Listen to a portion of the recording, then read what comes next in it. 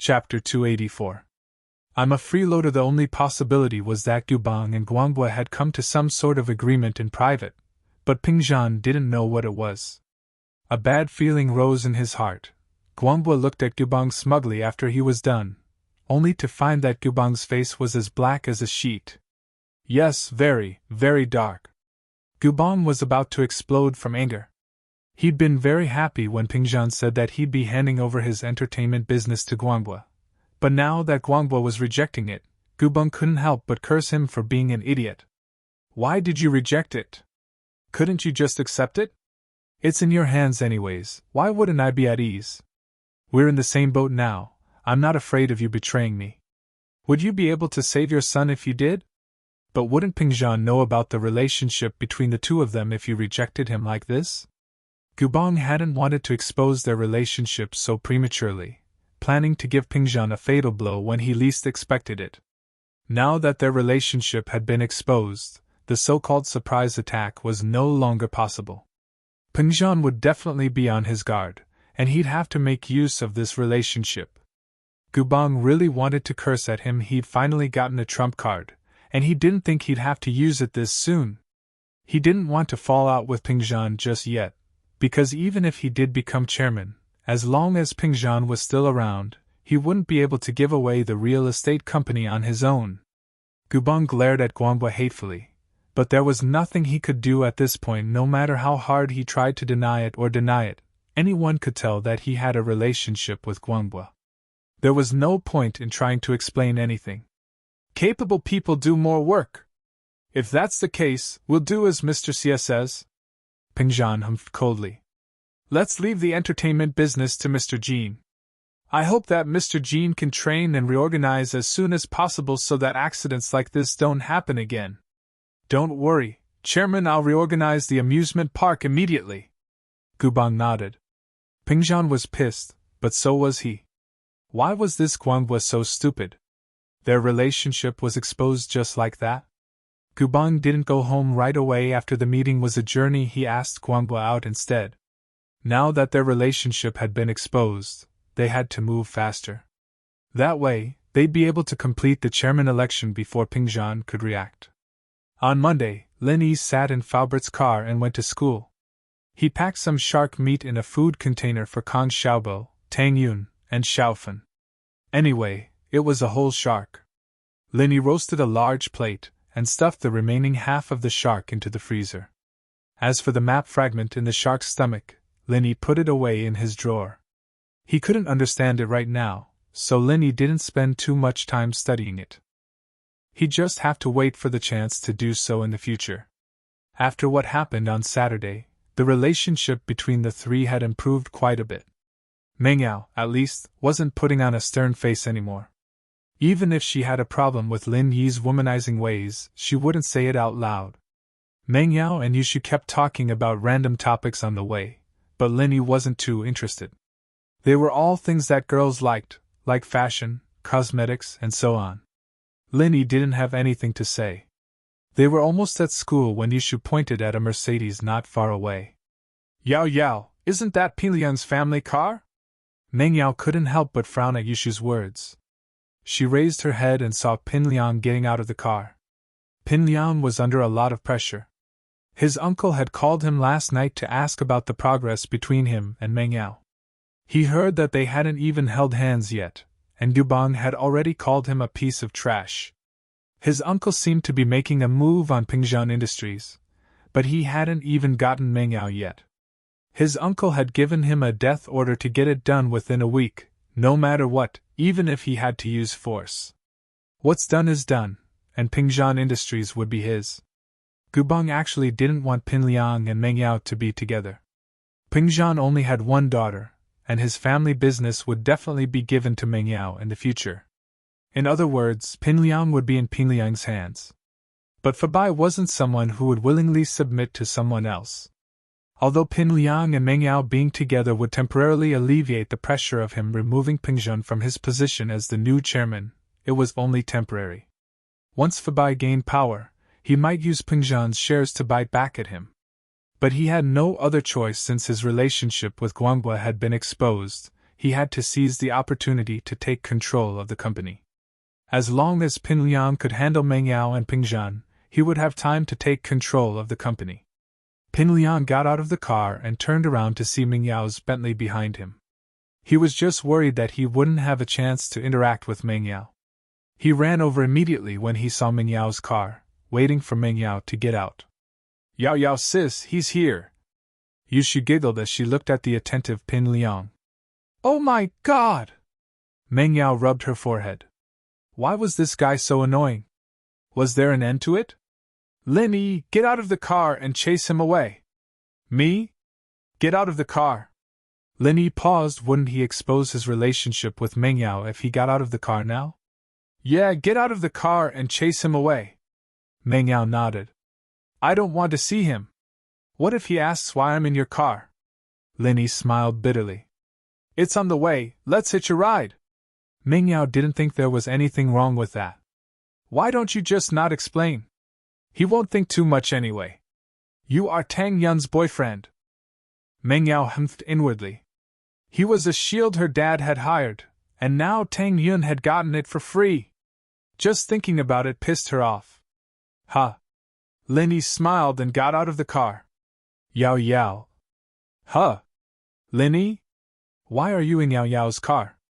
Pin Liang thought that it was Meng Yao who got out of the car and was about to come over and talk to her, but he didn't expect to see Lin Yi there. "Hitch a ride on the way." Lin Yi looked at Pin Liang coldly. "I'll count to 3, get out of my way, 1, 2. Chapter 285.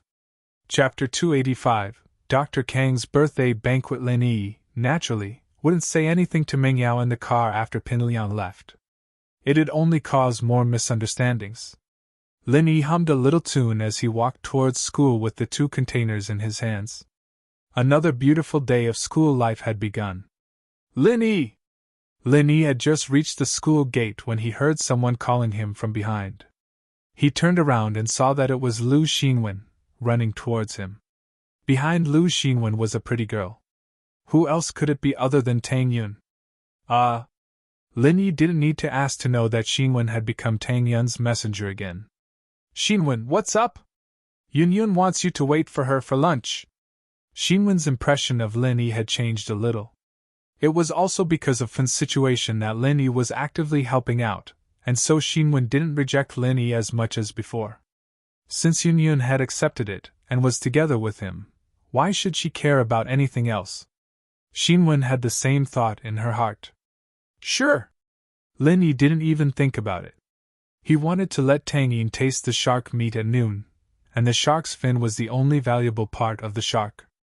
Lin Yi divided it into 2 portions, putting one into Xiaobo's box for him to bring to Fin, and the other for Tang Yin. As for Meng Yao and Yushu, the 2 misses didn't care about shark fins at all. As they said, "What's so good about shark fins?" Tang Yun was evidently embarrassed to be so close to Lin Yi in school. She blushed when Lin Yi looked over and turned her head away, pretending that she didn't see Lin Yi at all. That flirtatious look made all the passing boys a little dazed, but no one dared to covet Tang Yun now. Everyone knew that she was the new school bully, Lin Yi's girlfriend. Even Zhou Roming was beaten up so badly, who would dare do something like that? Xinwen quickly ran back and left with Tang Yun. Lin Yi shook his head. Should he buy Tang Yun a phone? His phone was broken as well, and he needed to get a new one. It seems that in the end, I still need to earn some money first. Although he could still afford a phone, he would still need to spend money in the future. He couldn't do that if he wasn't financially independent. Lin Yi was starting to regret giving all his money to his old man. He didn't have anything to spend money on back then, so he just let him be.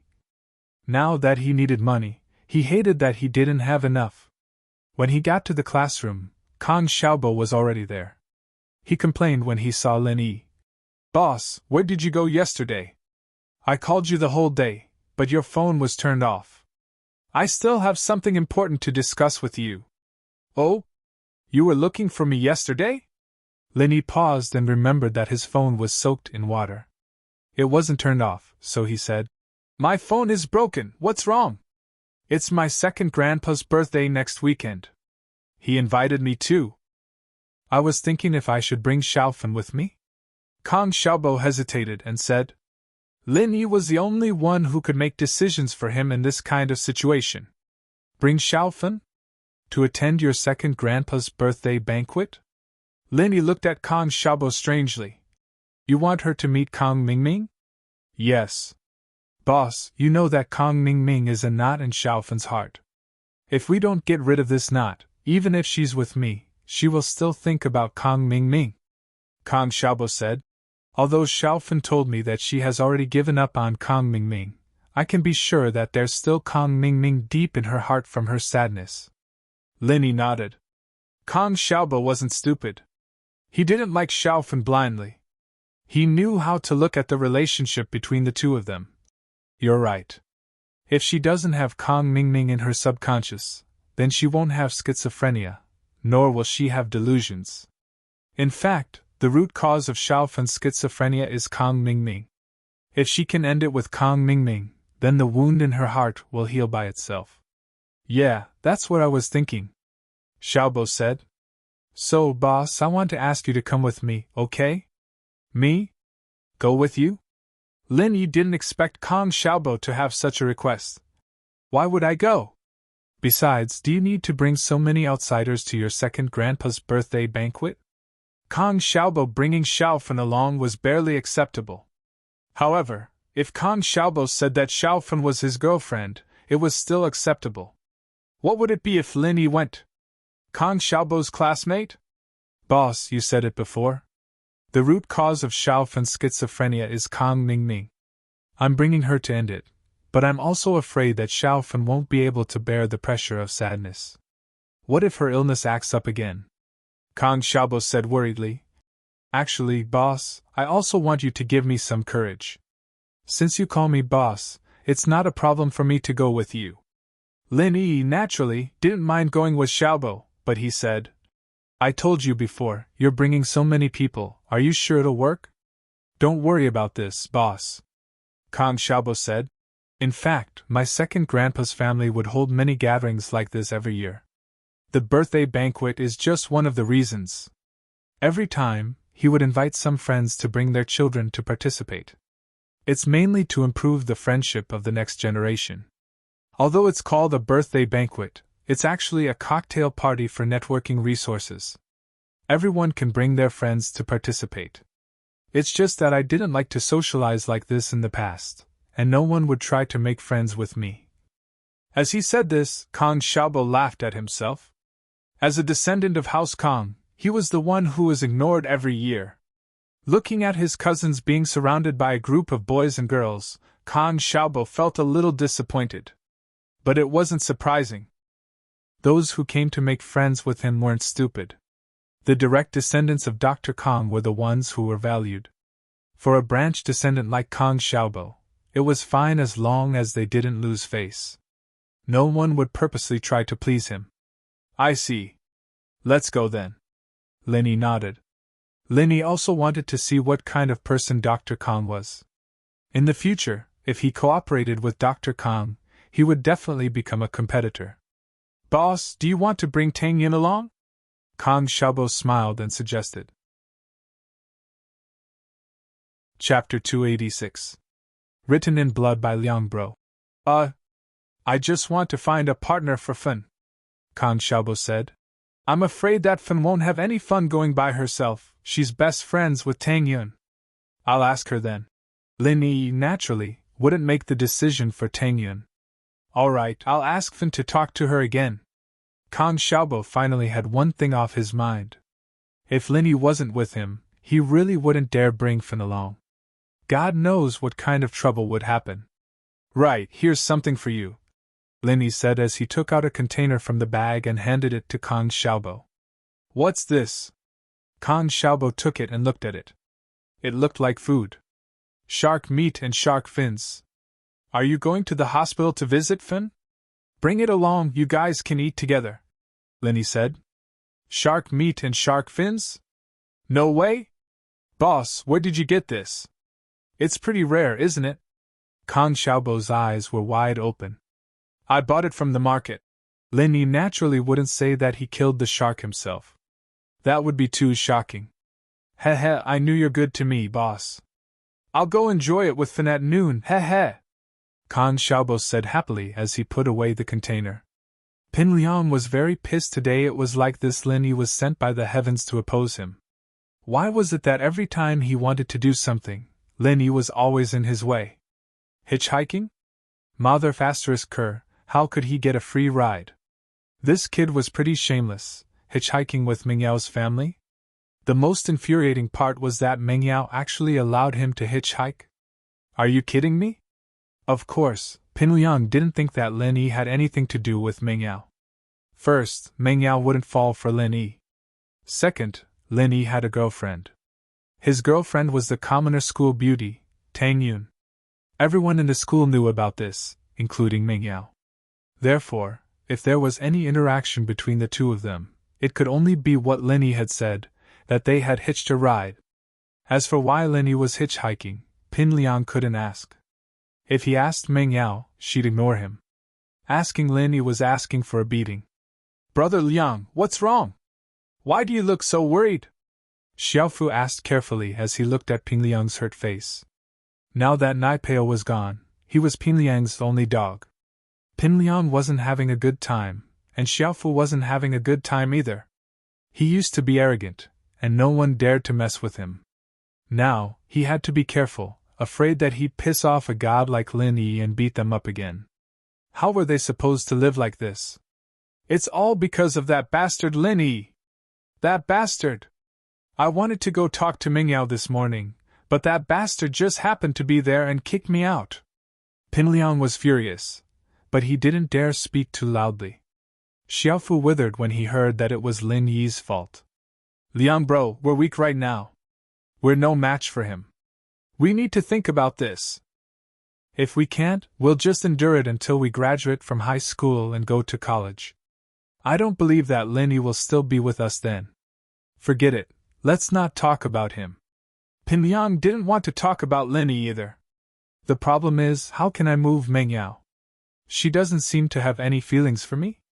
I think I've done enough. Why doesn't she like me? That's...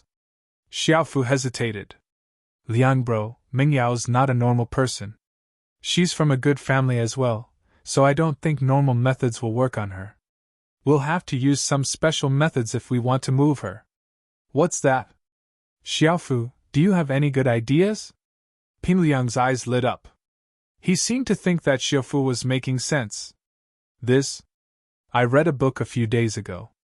When the male lead was chasing after his girlfriend, he wrote a letter of blood. It was written with his own blood. After the female lead saw it, she was so touched that she became the male lead's girlfriend. I think this is a good idea. Liang bro, if you have the courage, why don't you give it a try? Letter of blood? That's a good idea. Pin Liang thought about it and nodded. It's a very touching thing. I think I'd be moved by my sincerity if I were Mengyao. Yeah, Liang bro, just write a few more lines. I'm sure Mengya'll say yes if she's moved. Xiaofu nodded. Alright, got it. How about this, after class, spread the news that I'm writing a letter of blood to Mengyao. Let the whole class know about it. It'll help me build momentum. Pin Liang said. That'll show my sincerity. No problem. Xiaofu nodded. He didn't dare go against Lin Yi, but he was very familiar with other things in the class. And so, after the first class, under Xiaofu's purposeful spreading of the news, Mengyao's diehard pursuer, Pin Liang, was going to write a letter of blood to Mengyao. It was such a sensational and romantic news. The boring life of a 12th grader in school consisted of studying for exams and preparing for exams. Even the slightest thing could cause a ripple. Of course, this ripple started quickly and ended just as quickly. This was because most of the students were doing it for a moment of novelty and wanted to have some fun. After studying intensely, they wanted to have a change of mind and relax. After that, they would once again dive into the sea of questions. Just like Lin Yi beating up Heibao bro, Lin Yi giving a love letter to Tang Yin, and Lin Yi slapping Zhou roaming in front of the dean. These things spread quickly, but they disappeared just as quickly. After a few days, no one paid attention to it anymore. Ping Liang's letter of blood, on the other hand, only lasted for 2 classes before no one brought it up again. Perhaps it'd attract attention when he gave Meng Yao a letter of blood. Meng Yao was a little pissed off. Writing a letter of blood? What was the meaning of this? Was he trying to scare her? So what if it was a letter of blood? Did she have to agree to it? Shoo, tell me, this Pin Liang is too much. He's writing a letter of blood to me. Is he threatening me? Meng Yao said angrily. What's the big deal about bleeding a little? Yeah, Yao Yao, and I bleed every month. It's not a big deal. Yushu nodded. Chapter 287. You go stop him. What's wrong, Yao Yao? Yushu didn't know that she just made Meng Yao speechless. Shoo, don't say stuff like that in the future. You can't just say stuff like that. It'll be embarrassing if a guy hears this, Meng Yao said patiently. Meng Yao, on the other hand? Oh, I don't think it's a big deal. Right, I think we've run out of sanitary pads. I was going to ask Shield Bro to buy some, Yushu said nonchalantly. No way, how could you ask a guy to buy something so private for you? Meng Yao glared at Yushu. I'll call Faubert later. Ugh. Yushu blinked. Yao Yao, isn't Faubert a guy? Yushu felt that Faubert was so pitiful and had been sent to the palace by Meng Yao a couple of times already. What would he think if he found out? That's different, Faubert's an elder. Meng Yao felt that she'd gone overboard a little, too. Faubert hadn't been treated as a man for a couple of times already. Oh, alright then. Yushu nodded, not really understanding. Let Faubert buy it then. That's more like it. Right, how do we stop Pin Liang from writing that blood letter? It sounds really scary. I don't want to have nightmares after receiving a blood letter, Meng Yao said. You'll have to ask Shield Bro for that, let him handle it. Yushu's mindset was to ask Linny for help. Okay, then send him a text message and let him handle it. Meng Yao nodded, thinking that Shu's idea was the only way. She'd have to ask Linny for help as well. Linny looked at the text on his phone, speechless. Yao Yao asked you to stop Pin Liang from writing the blood letter. It's all up to you now. He could beat Pin Liang up, but stopping him from writing the blood letter was a little too much, wasn't it? There was no reason for him to do anything, was there? He couldn't just warn Pin Liang that he wouldn't write a letter of blood to Meng Yao, or he'd beat him up. However, with what identity should he go? Linny had a slight headache. But since Miss Chu had given the order, Linny stood up and wobbled his way over to Pin Liang's direction. Pin Liang was holding a carving knife, hesitating whether or not he should cut his finger. Pin Liang wasn't afraid of pain, but wasn't cutting his own finger a little too scary? Xiaofu, help me, I can't do it myself, Pin Liang said as he handed the carving knife to Xiaofu. Oh. Gao Xiaofu didn't hesitate. After all, it wasn't his hand that was being cut. Then I'll cut it. Brother Liang, bear with it. All right. Hiss. Pin Liang shuddered as blood flowed out of his fingertips. There weren't any big arteries on his fingertips, so blood wouldn't flow out like that. Brother Liang, hurry up. You'll have to start all over again if the blood dries up, Xiaofu said. Oh, okay. Pin Liang quickly started writing on a piece of paper he'd prepared earlier. He'd just finished writing the word Yao when Linny appeared in front of him. Pin Liang raised his head subconsciously when he sensed someone in front of him, only to see Linny. You! What are you doing? Pin Liang jumped. What was Linny doing here? Was he here to cause trouble again? Oh, nothing, I'm just seeing what you're doing. Linny lowered his head and looked at the blood letter Pin Liang was writing. Writing a letter of blood, what else can I do? Linny, I didn't do anything to you, you better not cause trouble. Pin Liang was a little afraid of Linny. Oh, not bad. I admire your bravery, you're pretty good. Linny patted Pin Liang's body twice. I'm just here to see if you really wrote it. You didn't disappoint me, I have high hopes for you. With that, Linny turned around and left before Pin Liang could say anything, leaving Pin Liang staring at Linny's back, confused. The guy didn't come looking for trouble? He even encouraged him. What was he doing? Ah! Xiaofu shrieked suddenly, giving Pin Liang a fright. Pin Liang wasn't happy. Xiaofu, what are you screaming for? Liang bro, your hand! Your hand! Xiaofu's eyes were wide open as he pointed at Pin Liang's hand. Liang bro, what's wrong? Pin Liang lowered his head in confusion, only to be shocked by what he saw as well. His right index finger, which had been cut open, was like a water gun, spurting out blood. It had already dyed the white paper on the table red, and it flowed all over the place. Ah! Pin Liang screamed, almost fainting. He didn't notice the blood gushing out of his hand. You could only feel the pain from a wound, but it was hard to tell how much blood you'd lost if you didn't look. There was a famous experiment about a person who was blindfolded, cut his wrist, and locked in a room with the sound of water dripping. When he heard the water dripping, he thought it was the sound of his own blood and was scared to death. This proved that normal people couldn't really tell how much blood they were losing. Pin Liang, naturally, was no exception. When he realized that his fingers were spurting blood like swords, he was completely dumbfounded. This wasn't bleeding at all, it was like the water gun he used to play with when he was young. Pin Liang didn't doubt that if he raised his hand, the blood on his fingers would spray far and wide. Am I going to die? Xiaofu, get me to the hospital! Pin Liang didn't even have time to write the letter of blood, as his legs were shaking and he couldn't even stand up.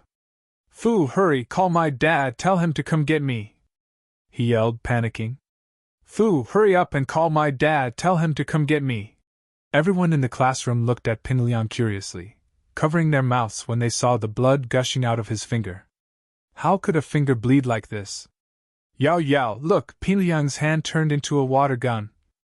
Yushu looked at Pin Liang curiously. Meng Yao was shocked. It's not Lin Yi's doing, is it? I don't know, maybe. Shield Bro's really strong, he can even kill a shark, let alone Pin Liang. Yushu said. If Pin Liang knew that Yushu was comparing him to a shark, he wouldn't know whether he'd be happy or cry. Chapter 288. Telepathy. But since the guy liked to make a big fuss about nothing, Lin Yi didn't bother with him. Ming Yao's wish had come true, anyway he couldn't write a letter of blood anymore. Boss, what's Pin Liang doing? Is he doing acrobatics? Why do I feel like he's trained in 6 pulses before? He can even spit blood? Kang Xiaobo looked at Pin Liang sympathetically. Why was this guy so unlucky? He couldn't stop bleeding just by writing a letter of blood. Ha, who knows? I heard that when people get excited, their blood circulation speeds up. Maybe that's what happened, Lin Yi said innocently with a shrug. Pin Liang's blood letter incident turned into a farce, and soon everyone knew about it. It was as if Pin Liang's finger could spurt blood was even more eye-catching than Pin Liang's blood letter incident. What kind of stupid idea is this? I'm going to bleed to death before I'm even done! Pin Liang felt like his head was spinning, and his steps were wobbly. He almost fell flat on his face. Brother Liang, you only made a small cut on your finger. Logically speaking, it shouldn't be a problem at all, Xiaofu said, feeling wronged. Liang bro, it's not like we've never cut our hands in fights before. There've been wounds worse than this. But when did it ever stop bleeding like this? You're right. Pin Liang thought about it, and realized that it was true. It wasn't like he never cut his hands before. He'd lost count of how many times he'd been cut since he was a kid, and there had been many wounds worse than this one, but it had never bled like this. Besides, it wasn't bleeding at all. It was blood spitting. Liang bro, that Lin Yi kid came over earlier, could he have done something to you? Xiaofu said, suspicious. Lin Yi. But he can't make me bleed, can he? Pin Liang shook his head. He didn't believe that Lin Yi had that kind of ability. He wouldn't be human if he could control other people's blood. That's true. Gao Xiaofu shook his head and laughed at himself for being overly sensitive. Was he a little too afraid of Lin Yi? So much so that he was suspected of such a strange thing. Forget it, let's go to the hospital quickly. If we don't go now, I won't be able to walk anymore. Pin Liang shook his head, not wanting to think about Lin Yi anymore. The guy was his nemesis, and every time he saw him, he'd be in trouble. Pin Liang didn't believe that Lin Yi was strong enough to make his hand bleed, but he thought that it was because Lin Yi had coincidentally come over to look at him, bringing him bad luck. Eh? Liang bro, your hand isn't bleeding anymore. Xiaofu looked down to see that Pin Liang's hand had stopped bleeding, and was back to normal. Pin Liang paused as he looked at his fingers that had somehow dried up. It's healed. I think so. Gao Xiaofu nodded. No way? Pin Liang raised his hand and looked at his finger suspiciously, but couldn't find anything wrong with it. He shook his head helplessly. It's healed. I don't know what happened just now, maybe it's because I had too much nutrition, and there was too much blood in my body. Some of it was automatically discharged. That was the only explanation Pin Liang could think of. He had no other way to explain it. Liang bro, are we still going to the hospital? Xiaofu asked. Why the hell should we go? Let people laugh at us. Pin Liang shook his head. Come on, let's go back. Pin Liang came back quickly, but news of his farce still spread throughout the school, and Pin Liang felt embarrassed. But he couldn't do anything about it. He had already embarrassed himself enough, and one more didn't matter. At noon, Lin Yi and Kang Xiaobo walked out of the classroom together. Boss, Lu Xinwen and I made plans to go to the hospital to take care of Fen. Are you coming? I won't be going. Lin Yi remembered his date with Tang Yun. This was the first time this girl asked him to eat together. Of course, Mrs. Tang's invitation didn't count. Oh. Eh? Boss, Tang Yun is coming too? Kang Xiaobo came to the place where he and Lu Xinwen had agreed to meet every day. He saw Lu Xinwen and Tang Yun standing together. Lin Yi paused and walked over. Tang Yun, weren't you looking for me? Why are you going to the hospital too? I braised some chicken wings, and I brought them for you guys to try. Let's go to the hospital to eat. Tang Yun blushed. In fact, she made it for Lin Yi, but she remembered that Fen was still in the hospital. She couldn't eat alone, so she wanted to share it with everyone at the hospital. No way? What a coincidence! Boss brought shark meat too. Kang Xiaobo paused and waved the box in his hand. Shark meat? Lu Xinwen and Tang Yun paused. Where did you get shark meat? Oh, I bought it yesterday and roasted some. There's also shark fins. Lin Yi explained. There were 2 boxes, one for Kang Xiaobo and the other for Tang Yun, but since we're going to the hospital, let's eat together. This box is quite a lot. Kang Xiaobo waved the box in his hand. Boss, why don't you bring your box home for sis-in-law? The 5 of us can't eat that much at all. That's fine. Tang Yun, bring it home for uncle and auntie to try. Lin Yi passed the box to Tang Yun. Tang Yun was a bit embarrassed when Kang Xiaobo called her sis-in-law. She took the box from Lin Yi and was pleasantly surprised. She didn't think that things would be so coincidental. She thought of him when she cooked, and he thought of her too. Did this mean that their hearts were connected? Girls in love always like these beautiful fantasies. Lin Yi's casual action made Tang Yun very happy, especially when she heard that there was shark fins in it. It must be expensive, right? Her parents probably haven't eaten it before, so she could bring it home for them to try. The 4 of them stopped a taxi. Tang Yun and Lu Xinwen didn't want to spend money, but they didn't reject Lin Yi's insistence and explanation. Lin Yi's explanation was simple. From school to the hospital, the bus cost 2 yuan per person. Taking a taxi, which was the car fare, was only 10 yuan. It was only 2 yuan more. Why would they take the bus? Chapter 289. You're not mine. Lin Yi got in the car, wondering when he'd get a license plate for that old van. The van he got from Heibao was still parked in Meng Yao's yard. It didn't fit in with the elegant villa, but Meng Yao didn't say anything about it. Meng Yao was a lot more easygoing than before, and she'd slowly accepted Lin Yi as a part of the villa. She pretended not to see the old van Lin Yi had left in the yard. After some thought, he took out his phone and dialed Lingshan's number. Lin Yi's phone was broken, and he was using one of Yushu's obsolete phones. The pink shell phone made Kang Xiaobo, who was sitting beside Lin Yi, widen his eyes. Tang Yun and Xin Wen, on the other hand, didn't notice. Hello? Lin Yi? Ling Shan picked up Lin Yi's phone, a little annoyed at what happened yesterday. I've sent your picture to your inbox, just check it. Is there anything else? Oh, I'm calling you about something else, Lin Yi said. I have an old van, no brand. Can you get me one? I'm a criminal police officer, not a traffic cop. Ling Shan exploded at Lin Yi's words. Do you have nothing better to do? I'm very busy every day. You can get the traffic cop to register the car, okay? The DMV's on the west side of the city. The van isn't new, where should I register it? Who else would I go to if not you? Lin Yi was speechless. Was this girl stupid? Did she have a problem understanding? Why would he go to her if the car could be registered normally? There's nothing I can do. Don't bother me, there's a big case. I'm very busy, Ling Shan said impatiently. Remember, I'm a criminal police officer. Don't make me do things that have nothing to do with my job. If there's nothing else, I'm hanging up. Oh, I remember. You should also remember that I am a student, not a police officer, and not Ultraman. In the future, don't ask me to do things that have nothing to do with my studies. Lin Yi was a little angry. Didn't I just ask you for a small favor? Do you have to say so much? Ling Shan really wanted to smash the phone, but she held herself back. You didn't steal the car, did you? No, there should have been formal procedures in the past. You will know when you check the file. It was opened by Black Panther. Lin Yi smiled. This girl finally compromised.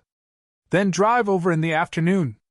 But if I find out it's a stolen car, I'll confiscate it, Ling Shan said hatefully. Oh, okay. Lin Yi hung up the phone with a smile.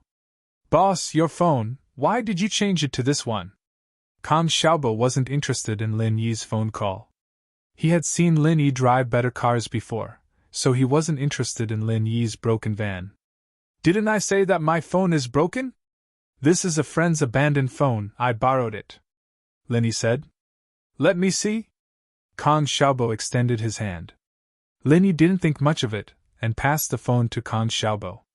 Xiaobo's eyes went wide as he flipped open the phone. The picture on the screen was of Yushu. Kang Xiaobo wanted to ask something, but he stopped when he saw Tang Yun on the other side of Lin Yi. Kang Xiaobo wouldn't dare to ask this kind of quarreling question, no matter how stupid he was. It wouldn't be good if Tang Yun misunderstood. However, Kang Xiaobo still poked Lin Yi and gave the phone back to Lin Yi with a smirk. Lin Yi also saw Yushu's picture on the screen and smiled bitterly.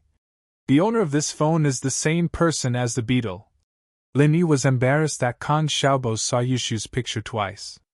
It seemed like he had to be more careful in the future. Lin Yi didn't think much when he borrowed the phone from Yushu. He just wanted to use it for a few days, and he was too lazy to change the settings. Who would have thought that Kang Xiaobo would see it? Lin Yi awkwardly opened the picture menu and was about to change the background, but Kang Xiaobo's eyes widened when he saw it. There was more than one picture of Yushu. Not only was there Yushu, there was also Meng Yao. And they were all pictures of daily life, eating together, shopping together, and even selfies at home. Lin Yi sweated and quickly closed the phone and put it in his pocket. He looked at Kang Xiaobo awkwardly, but Kang Xiaobo had a shocked expression on his face. Now, he wouldn't believe that this phone was Lin Yi's. Not to mention the fact that this phone was clearly a color for girls, just the pictures in it were definitely not Lin Yi's. Lin Yi couldn't have so many pictures of Meng Yao and Yushu. Although they weren't the kind that exposed their private life, they were still very private pictures. How did Lin Yi get them? But if this phone wasn't Lin Yi's, then who was the owner? However, Kang Xiaobo wasn't someone who didn't know the gravity of the situation. Although he had a lot of questions in his heart, he could only bury them in his heart. Tang Yun would definitely misunderstand if he said it out loud. The taxi stopped in front of the hospital, and Lin Yi paid the driver 10 kuai before getting out of the car. Lin Yi? Is that you? A pleasant voice sounded behind Lin Yi. Lin Yi turned around and saw Guan Xian. It's you! Haha, what a coincidence. Yeah, Linny, are you here to visit your friend? I'm going to give her acupuncture treatment. Let's go together. Guan Xian couldn't contain her joy when she saw Lin Yi. She had been wandering around the hospital for the past few days. She didn't know why, but maybe it was because she wanted to see Lin Yi? She took the initiative to take care of this ward's acupuncture treatment, and she also became familiar with Lu Xinwen, Kang Xiaobo, and Tang Yun. However, the prettiest girl, Tang Yun, looked at her with a smile on her face, but there was a trace of wariness and hostility in her eyes. Guan Xian naturally understood why Tang Yun would have such a reaction. Tang Yun was afraid that Guan Xian would steal her boyfriend. In fact, Guan Xian didn't really want to fight with Tang Yun. She wasn't sure of her own feelings, but she felt gratitude towards Lin Yi from the bottom of her heart. She just wanted to see him more and talk to him. As for other thoughts, Guan Xian didn't think too much about it. Tang Yun pursed her lips, and her face turned pale. Lu Xinwen naturally noticed the change in Tang Yun's expression. She squeezed Tang Yun's hand and whispered, "What, are you afraid that she will steal your boyfriend?" Chapter 290. I'll show you. Tang Yun's words weren't entirely sincere. Xinwen could feel the sweat forming on Tang Yun's palms. Tang Yun was nervous. Xinwen sighed. She never thought that a girl as beautiful as Tang Yun would be in danger of being poached. But then she looked at Guan Xian, who wasn't any less beautiful than Tang Yun, and how cute she was in a nurse uniform. Which man wouldn't fall for her? Don't worry, Yin Yin. I'll beat the crap out of him if he dares to mess around with me. Lu Xinwen waved her fist valiantly as she consoled in a low voice. Ha! Tang Yun couldn't help but chuckle. Xinwen was strong, but could she beat Lin Yi? He could send Zhou Ruoming flying with one slap. Tang Yun shook her head. Was she being too nervous? Was Lin Yi really that good? Was there anyone who wanted to steal him from her?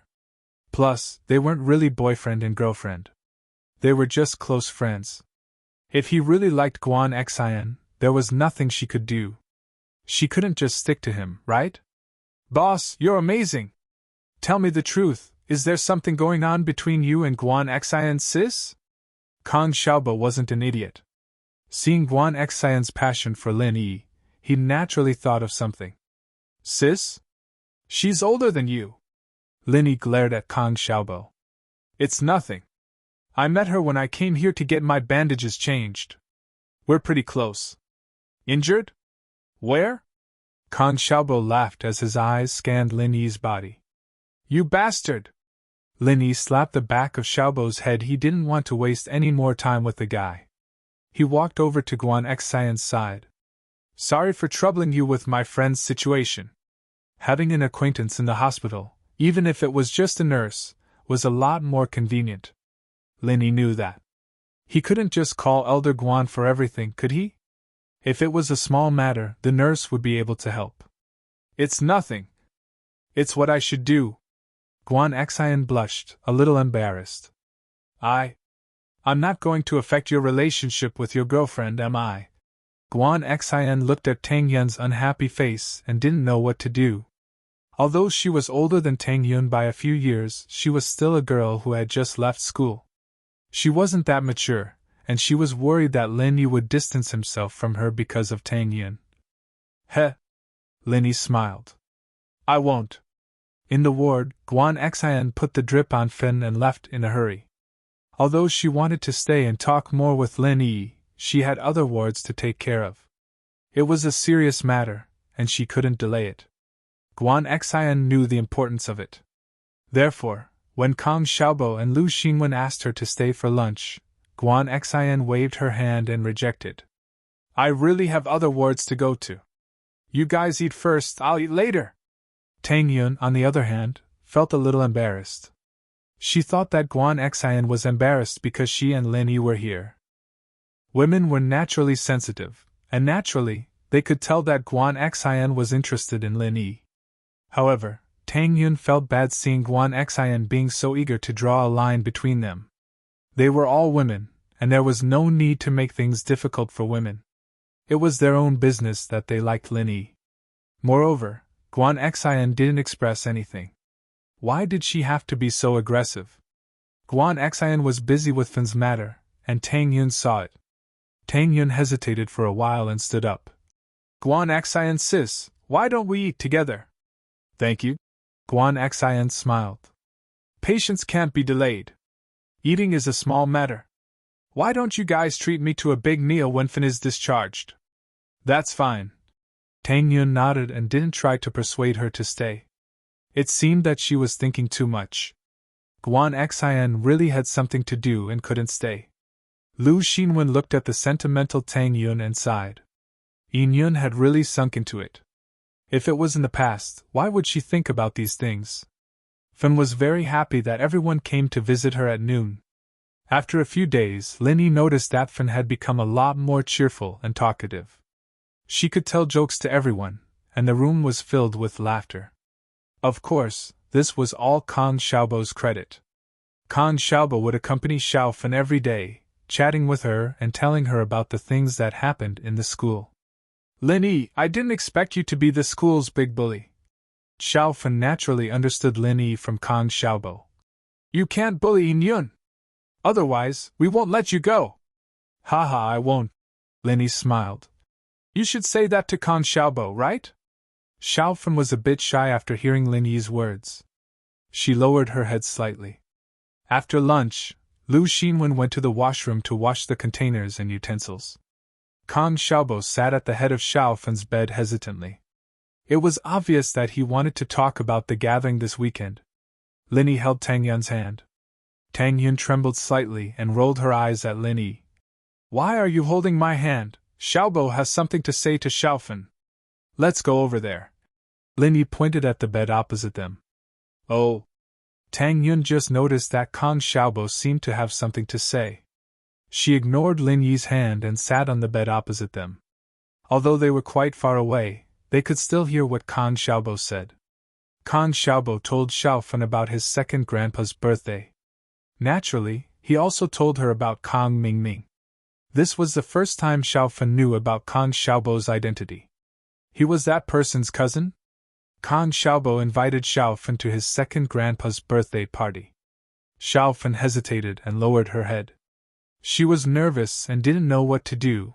Tang Yun didn't think that Kang Xiaobo would make such a bold decision. He wanted to bring Xiao Fin to his family's banquet. Moreover, it was a banquet with Kang Mingming. Tang Yun sympathized with Xiao Fin's nervous and hesitant look, but she couldn't say anything. If you dare to treat me like how Kang Mingming treated Xiao Fin, I'll die in front of you. Tang Yun didn't know where the courage came from, but she suddenly turned around and looked at Lin Yi, speaking word by word. Lin Yi was stunned. I don't want your promise. Tang Yun interrupted Lin Yi.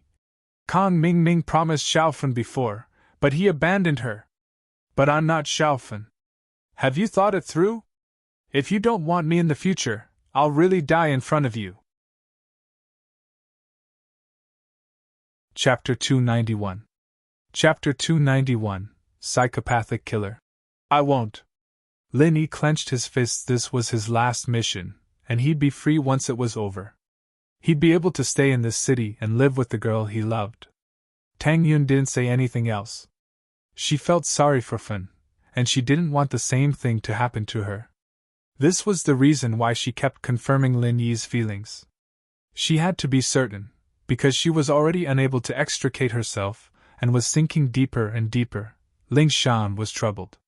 Why was the year so unlucky, right after she took over the criminal police team? First, Heibao got away, and Lin Yi caught him. He thought he'd be able to relax for a few days, but a psychopathic murderer suddenly went berserk in the hospital, injuring one of the police officers in charge of guarding him, and escaped. The psychopathic killer was already heavily injured when he was hospitalized. Of course, he was injured by Ling Shan, and Ling Shan knew very well how strong she was. She simply couldn't stand the sight of this person. He killed an entire family, not even sparing a 3-year-old boy. His methods were extremely cruel, too, putting him in a washing machine and stirring him to death. Naturally, Ling Shan wouldn't go easy on someone as cruel as this. The guy resisted during the arrest, and that was exactly what Ling Shan wanted. After a round of punches and kicks, the guy was sent to the hospital. The guy would be sentenced to death in court, but letting him die like that was too easy for him. And so, Ling Shan risked punishment and sent the guy to the hospital. Fortunately, the guy was too cruel, and the public wasn't talking about Ling Shan at all. Instead, they were criticizing the psychopathic killer. Huaijuan, on the other hand, put in a few good words for Ling Shan, and the whole thing was over. The psychopathic killer stayed in the hospital for a week, and logically speaking, he wouldn't be able to recover even after a month. But then he suddenly went berserk, beating up the police officer and running away. There was no news of him since. Ling Shan's face darkened when she received the report. Another one ran away? Wouldn't people laugh at her for being useless? When Yang Huaijuan was the captain, he'd managed the criminal police team's affairs in an orderly fashion. Ling Shan had only been in charge for a few days, and there were already so many problems. She just solved the previous problem, and now there was another one. How could Ling Shan not be pissed? Lin Yi just had to call at this time, asking about the car brand and whatnot, and Ling Shan almost cursed him and hung up on him. Police officers had been deployed at all the major traffic arteries.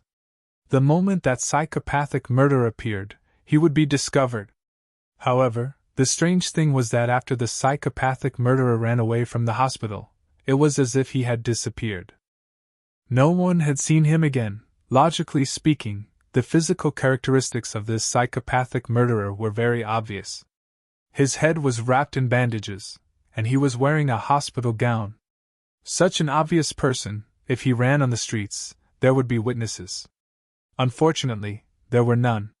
One could imagine the pressure on Ling Shan, and she didn't want to trouble Huaijuan anymore. She could only endure the pressure and send more police officers to search for the psychopathic murderer. Ring dash. The phone rang abruptly, and Ling Shan quickly picked it up. Ling Shan speaking. Captain Song, it's Lu Wangli. Something's happened. Wang Li's voice came from the phone. What's wrong? Ling Shan's heart skipped a beat. What she'd been afraid of had come true. She'd had enough problems already. Why was this happening again? Guanya didn't actually run away. He's been hiding in the hospital, Wang Li said urgently. He actually made a move on Bujia again, about to kill him, but a nurse who entered Bujia's room found him. He's using the nurse as a hostage, and he's asking us to prepare a helicopter for him to leave. Wang Li reported the situation in one breath. It wasn't very detailed, but time was tight, and he didn't have the time to explain in detail. Guanya was that psychopathic murderer, and Bujia was one of the victims of this case. Guanya had stabbed him in the heart, but the position of the heart was a bit off, so he didn't die right away. He was sent to the hospital for emergency treatment, and it was a good thing that he survived, but she didn't expect Guanya to still not let Bujia go, even in a situation like this. Just what kind of hatred did he have for Guanya? Ling Shan had asked Bujia more than once, wanting to know if he had a grudge with Guanya, but Bujia denied that he knew Guanya. When she asked him if he had any enemies, Bujia wouldn't say that he was tired, but that his heart was in pain. Ling Shan couldn't do anything about it, and decided to wait for him to fully recover before asking. But one thing was for sure, Bujia must be hiding something. As for Huang Guanya, they couldn't get any answers. Other than repeating how he put the 3-year-old boy into the washing machine and stirred him to death, he also talked about the process of raping and killing Lu Bujia's wife. Even though the criminal police had dealt with many cases, they were still horrified by the horrifying process of the crime. Judging from Huang Guanya and Lu Bujia's testimonies, the two of them were completely unrelated. Huang Guanya was also treated as a psychopath who killed people, while Lu Bujia didn't even know Huang Guanya, let alone have any grudges. But now, Guanya had gone to Bujia's room again. This wasn't a simple matter anymore. It was strange and unusual. Lu Wangli was the captain of the first squad in charge of searching around the hospital. He'd been the first one to arrive when something had happened. He didn't dare tarry, and sent a negotiator to negotiate with Guanya while reporting the situation to Ling Shan. "I'll be right there," Ling Shan hung up and got ready to rush to the hospital. No wonder she couldn't find Guanya anywhere. He didn't run away from the hospital at all. There should be quite a lot of people in the hospital with bandages on their heads, so it was normal that no one would notice him. Lin Yi and Tang Yun were sitting on the bed, swearing their undying love, when Xinwen stumbled into the room. Not good, not good, something big happened. Lin Yi and Tang Yun, as well as Kang Xiaobo and Fen, paused and looked at Xinwen, confused. They didn't know what she meant by something big. It's said that a psychopathic murderer kidnapped a nurse in the ward. A group of police officers has already surrounded the ward. It's at the end of the corridor on our floor. I was scared to death, so I ran back to inform you. Lu Xinwen said with lingering fear. Psychopathic murderer? Linny paused. Why is he in the hospital? Chapter 292. Guan Xian's abduction. Lin Yi chuckled to himself. Indeed, it was fortunate that he hadn't come to this room, otherwise he'd be in danger. Lin Yi wouldn't hesitate to kill anyone who threatened Tang Yun. Boss, should we go take a look? Xiaobo was a little curious. It wasn't often that he saw cops and robbers fighting each other. Let's go. Lin Yi didn't mind. He turned to Tang Yun. You coming? Tang Yun was a little scared, but curious at the same time. You guys want to go watch? Xinwen was surprised she told them not to go out of goodwill, but they'd volunteered to go watch. There's the police in front, it should be fine, right? Kang Xiaobo said as he walked out. Sure enough, when he opened the door, the corridor was already full of onlookers. Some of them were wearing hospital gowns, and there were also doctors and nurses passing by. However, the innermost part of the corridor was separated by the police to prevent these onlookers from going over. Ling Shan ran all the way to the hospital with Lu Wangli by her side, reporting the situation to her in detail as they walked. The nurse who was kidnapped is called Guan Xian, 20 years old, just graduated this year. When she went to change Lu Buijia's bandages, she saw Guanya trying to harm Lu Buijia, so she was taken hostage. Wangli explained as they walked. What? Guan Xian? Lin Yi bumped into Ling Shan as he walked out of the room, surprised to hear Wangli mention Guan Xian's name. Lin Yi? Why are you here? Ling Shan was surprised to see Lin Yi here as well. She hadn't expected him to be here. Tang Yun was a little jealous of Lin Yi's concern for Guan Xian, but she didn't say anything. Her heart tightened when she heard that Guan Xian was the one who was kidnapped. She was still a little hostile towards Guan Xian, but it was undeniable that the two had become friends after spending some time together. No matter what, Tang Yun was still worried about Guan Xian. Lin Yi didn't answer Ling Shan's question, instead turning to Wangli. Lu bro, you said Guan Xian was the hostage? Why, you know her? Wangli was quite familiar with Lin Yi now, since he'd driven him and Shark home the day before yesterday. Yeah, she's a friend of mine. Lin Yi nodded. Should I go take a look? Ling Shan frowned, but didn't say anything. Lin Yi was a decent fighter, and he could at least protect himself. If he knew the hostage, things might turn for the better. Guanya knew who he was, and he'd be on his guard if he were to make a move. Huaijuan, however, was the only one in the police force who was better than him. If she wanted to get close to Guanya, Lin Yi might be the best candidate. But honestly speaking, Ling Shan didn't want Lin Yi's help. One, she was worried about his abilities, and the other, if the guy really did help her again, he'd only asked her to do more things for him in the future.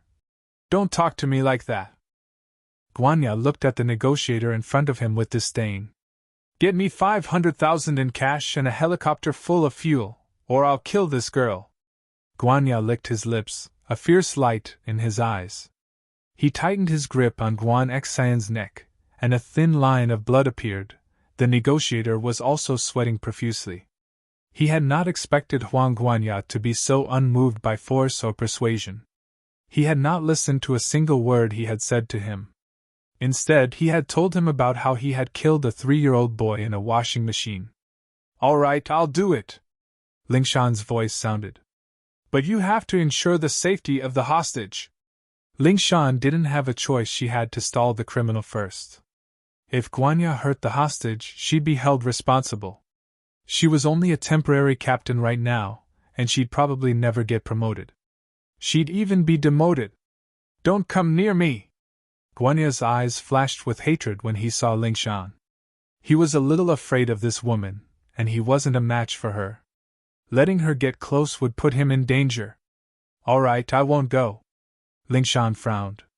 She'd wanted to get close without anyone noticing and subdue Guanya, but Guanya was smart enough to know that Ling Shan was a good fighter. He didn't give her a chance at all. Tell your men to put their guns down and back off, Guanya said. All right, put your guns down. Ling Shan waved her hand at her men. They had to play it safe right now, and they couldn't just shoot Guanya if they didn't have the confidence to kill him in one shot. Get me some food, I'm hungry, Guanya said. Don't even think about doing anything to the food, I'll give it to this girl first. Call the hospital canteen now and tell them to send the food here directly. Don't do anything. All right, I'll do it. Ling Shan nodded, thinking of a plan in her head. Ling Shan was quite happy when she heard that Guanya wanted to eat, since she only needed to do something to the food, but she didn't expect the guy to be this smart.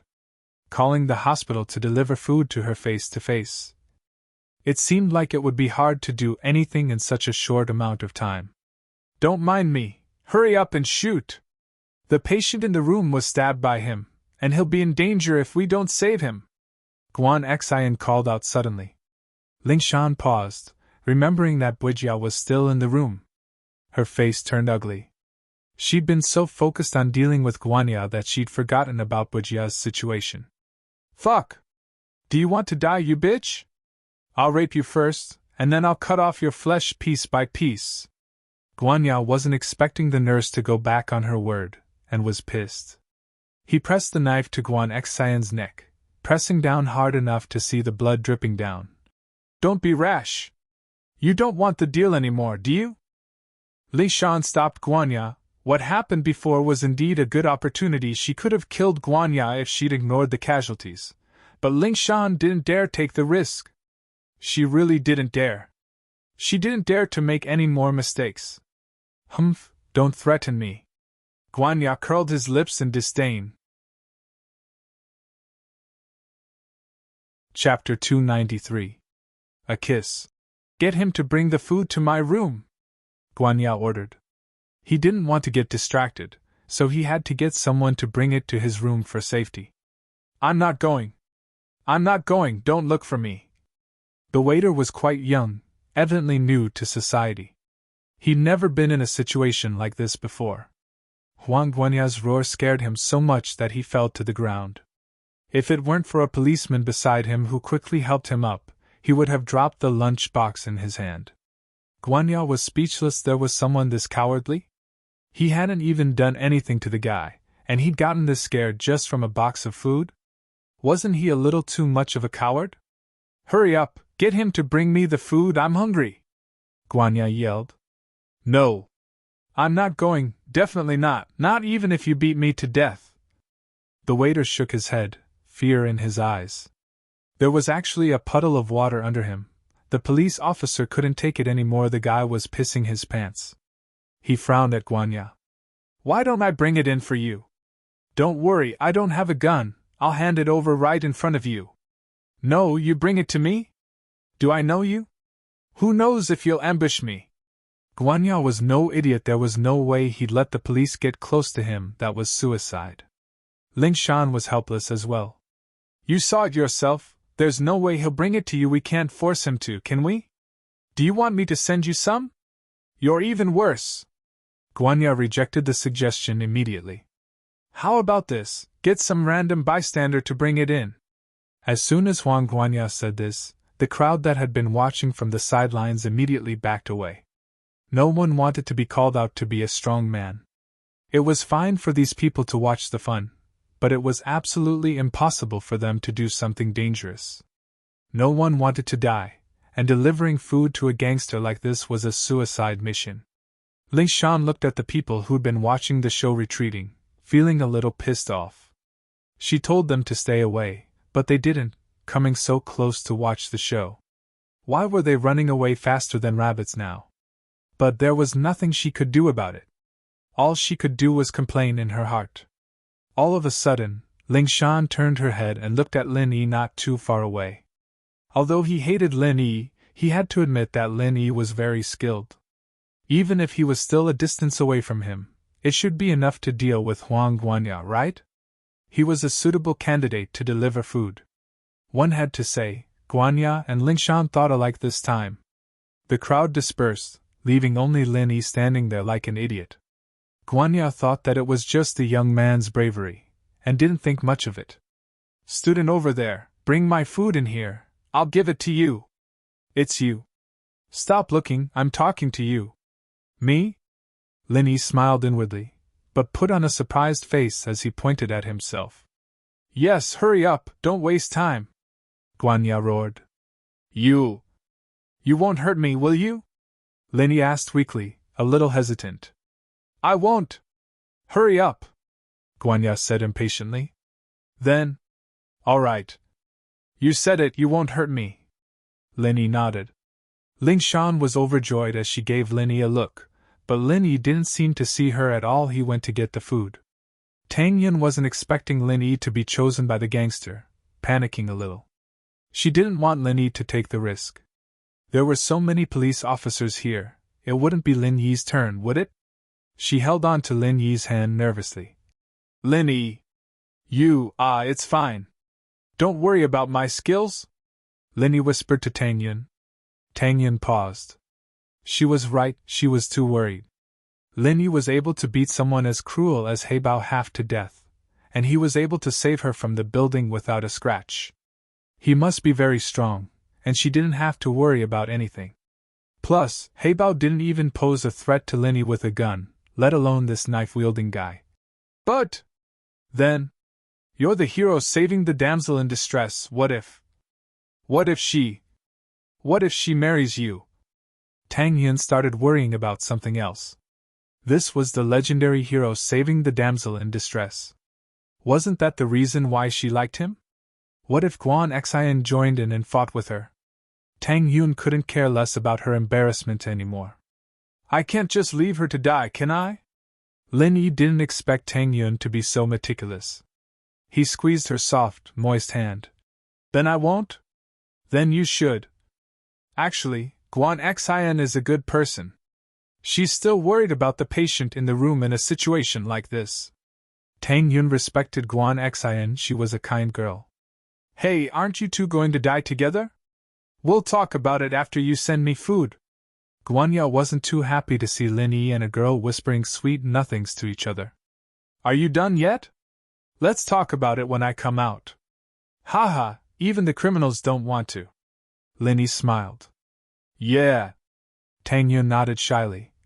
Be careful, then I'll be careful if you kiss me. Lin Yi smiled evilly at Tang Yun. Tang Yun was awkward. This guy was still thinking about stuff like that at a time like this. She held herself back. Then, I'll wait for you to come out safely. Okay, wait for me. Lin Yi smiled and let go of Tang Yun's hand. He walked towards the officer and took the food from him before walking towards Guanya. Guanya was getting impatient as he pulled Guan Xian back, giving Lin Yi the space at the door. Come in and close the door. Okay. Lin Yi walked in hesitantly and closed the door. 10 seconds later, Lin Yi came out again and ran to Tang Yun. I'm out. Can you kiss me now? Lin Yi's voice wasn't loud, but Ling Shan could still hear him clearly. She was about to explode from the rage she was feeling. Her original plan was for Lin Yi to find a chance to take Guanya's blade, or kill Guanya. But Lin Yi... Did he really just give him a box of food, and leave right after that? Chapter 294. Chapter 294, The Legendary Love Triangle. What do you mean? Lin Yi looked at Ling Shan, a little pissed off. He was in the middle of a romantic relationship with Tang Yun, so why was this girl always trying to ruin things? He glanced at her and said, If you have something to say, can't you say it later? Can't you see I'm busy? Busy? Was this guy treating this as serious business? Ling Shan almost fainted. She wanted to kick Linny a couple times, but Linny wasn't part of the police, she couldn't do anything to him. Ling Shan couldn't help but say coldly, Linny, don't you know how to prioritize when it comes to relationships? You really went to deliver food to him? Couldn't you have found a chance to kill Guanya? Of course I did. Are you done yet? Are you trying to sabotage me? Linny was about to explode. Was there something wrong with this girl? Guan Xian was still in there, so how could she let Guanya do whatever he wanted? Did she even have a brain? Killed him? Ling Shan blinked, not understanding what Linny was getting at. But at that moment, the door opened completely, and Guan Xian rushed out, pouncing on Linny as soon as she saw Linny. You scared me to death. You scared me to death. Guan Xian hugged Linny tightly, tears streaming down her cheeks. Guan Xian was no longer the strong and righteous girl she'd been a moment ago. She'd turned into a fragile girl. She'd thrown caution to the wind and asked the police to kill Guanya because she was worried about the patient's well-being. That was the duty of a nurse, a sign of the kindness and selflessness of human nature. But now, she turned into a normal girl, looking for a place to hide from the wind and rain after the fright. She turned her head away, not saying anything. Ha! Linny looked at Tang Yin helplessly, only to see her turn her head away with a pout, not saying anything. What could Tang Yin say? Although she felt a little wronged and a little jealous, Guan Xian had just been saved by Linny. She needed to be comforted. Tang Yun wasn't a petty person, so she could only pretend that she didn't see anything. But Tang Yun didn't understand. How did Linny save Guan Xian? He only entered the ward for 10 seconds and then came out. I thought he was in a hurry to ask for a kiss. But now it seems that isn't the case. No matter how unbelievable it was, Guan Xian had managed to escape. There was only one possibility. The criminal had been taken care of by Linny. Tang Yin didn't believe it, Ling Shan didn't believe it, and none of the police officers present believed it. It was too weird, too unbelievable. Ling Shan was just about to say something sarcastic when she saw Guan Xian running out after her. What the hell was going on? Ling Shan was completely dumbfounded. What the hell was going on? Ling Shan wasn't in the mood to ask Linny anymore. She took the lead and charged into the room, but what she saw made her freeze up. Guanya was on the ground, the dagger in his hand falling to the side. His death couldn't have been more gruesome, his eyes bulging out, and his face filled with shock and rage. He didn't accept this, and he died with his eyes wide open. The way he died made Ling Shan speechless. It could be said that Guanya was killed in one hit, and the weapon made Ling Shan speechless, as well as a little disbelieving. It was a pair of chopsticks, the same chopsticks Linny had brought with his lunch box. At this moment, the chopsticks were directly stabbed into Huang Guanya's heart. Judging from the length of the chopsticks had directly pierced through Huang Guanya's heart. It was probably going to come out from his back. Linny did this? How did he do it? Ling Shan's mind was filled with questions. 10 or so seconds, excluding the time it took to open the door and walk out, he had to put down the food, attack, snatch Guanya's dagger away, push Guan Xian away, and stab the chopsticks into Guanya's heart. In a matter of seconds, he did all of this. All in one go? Ling Shan was biased against Linny, but she had to admit that it was too fast. Guanya wasn't even able to scream before he was dead. Ling Shan asked herself if she'd been the one delivering the food, would she have been able to do it this fast? And without harming the hostages? Ling Shan really wanted to say that she could do it, but she hesitated. Shaking her head, Ling Shan ignored Guanya's body for now and ran over to Bujia's bed. The bed was already dyed red with blood, and Guanya had stabbed him a few times in the abdomen, and it was bleeding profusely. Call the doctor! Ling Shan yelled at Wang Li, who'd rushed in after her. Yes! Wang Li was surprised by Lin Yi's strength as well, but he was even more puzzled. Wasn't Lin Yi Captain Song's boyfriend? Why was he asking for a kiss from another pretty girl in front of Captain Song? Could it be that they were in a love triangle? No wonder Captain Song had such a bad temper, giving Lin Yi a hard time. Wang Li didn't stop his footsteps even for a second, calling the doctor the moment he reached the door. The doctors and nurses had already been notified by the police and were waiting not far away, and they all rushed over as soon as the matter was over. Guanya. Ling Shan didn't even think about saving him. There was no need to do anything at all. He was dead already. Guanya's life or death didn't matter to her. The guy was a psycho, and other than saying some disgusting things, she wouldn't get any useful information out of him. As long as Bujia was fine, it would be the key to the case. The doctors and nurses pushed Bujia to the surgery room, and the remaining police officers started cleaning up the scene and collecting the body. Ahem. Tang Yun couldn't hold it in anymore. How could he keep hugging her like this? What was he trying to do, even in front of her? Nothing had happened yet, and he was already flirting?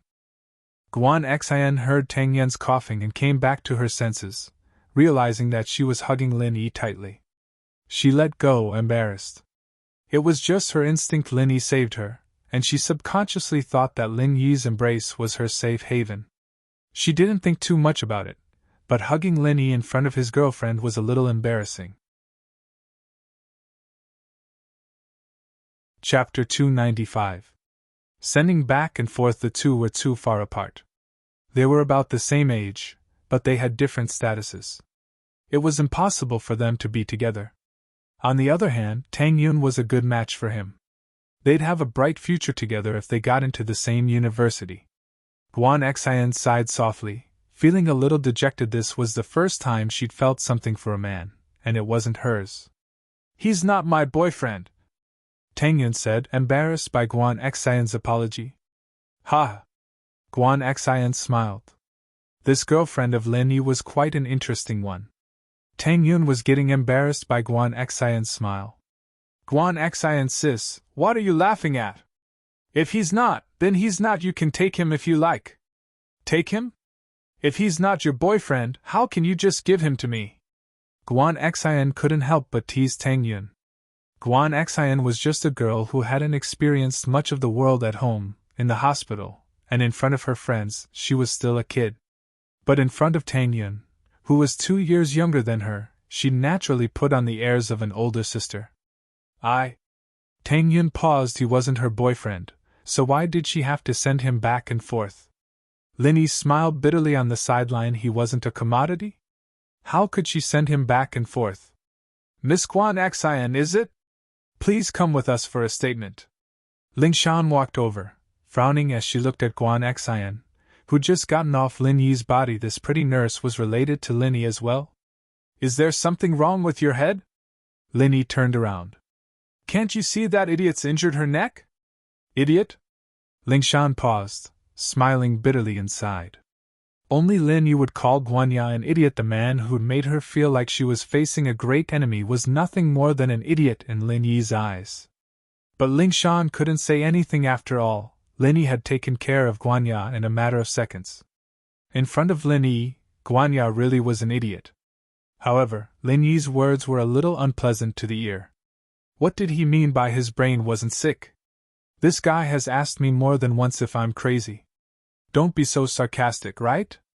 "Lin Yi, what did you say?" Ling Shan glared at Lin Yi. "You have to come with me for a statement. Do you know that you killed someone?" "I am a good Samaritan, all right." Lin Yi shrugged. "Besides, you are the one who told me to kill him." "When did I tell you to kill him?" Ling Shan asked. "You didn't ask me to kill him, so why are you asking me if I can't find a chance to kill Huang Guanya?" Lin Yi curled his lips. He didn't want to argue with Ling Shan about pointless things like this, but the tigress wouldn't stop. Lin Yi had no choice but to play along. "You..." Ling Shan was speechless. "That's what I asked after the fact." "Oh, you asking after the fact means that you wanted me to kill him," Lin Yi said. "Why else would you be giving me that look? Are your eyes broken? Facial paralysis?" "You..." Ling Shan glared at Lin Yi like a tigress. She wanted to eat Lin Yi alive, but she was always losing in front of him. Ling Shan was starting to wonder if he was her nemesis.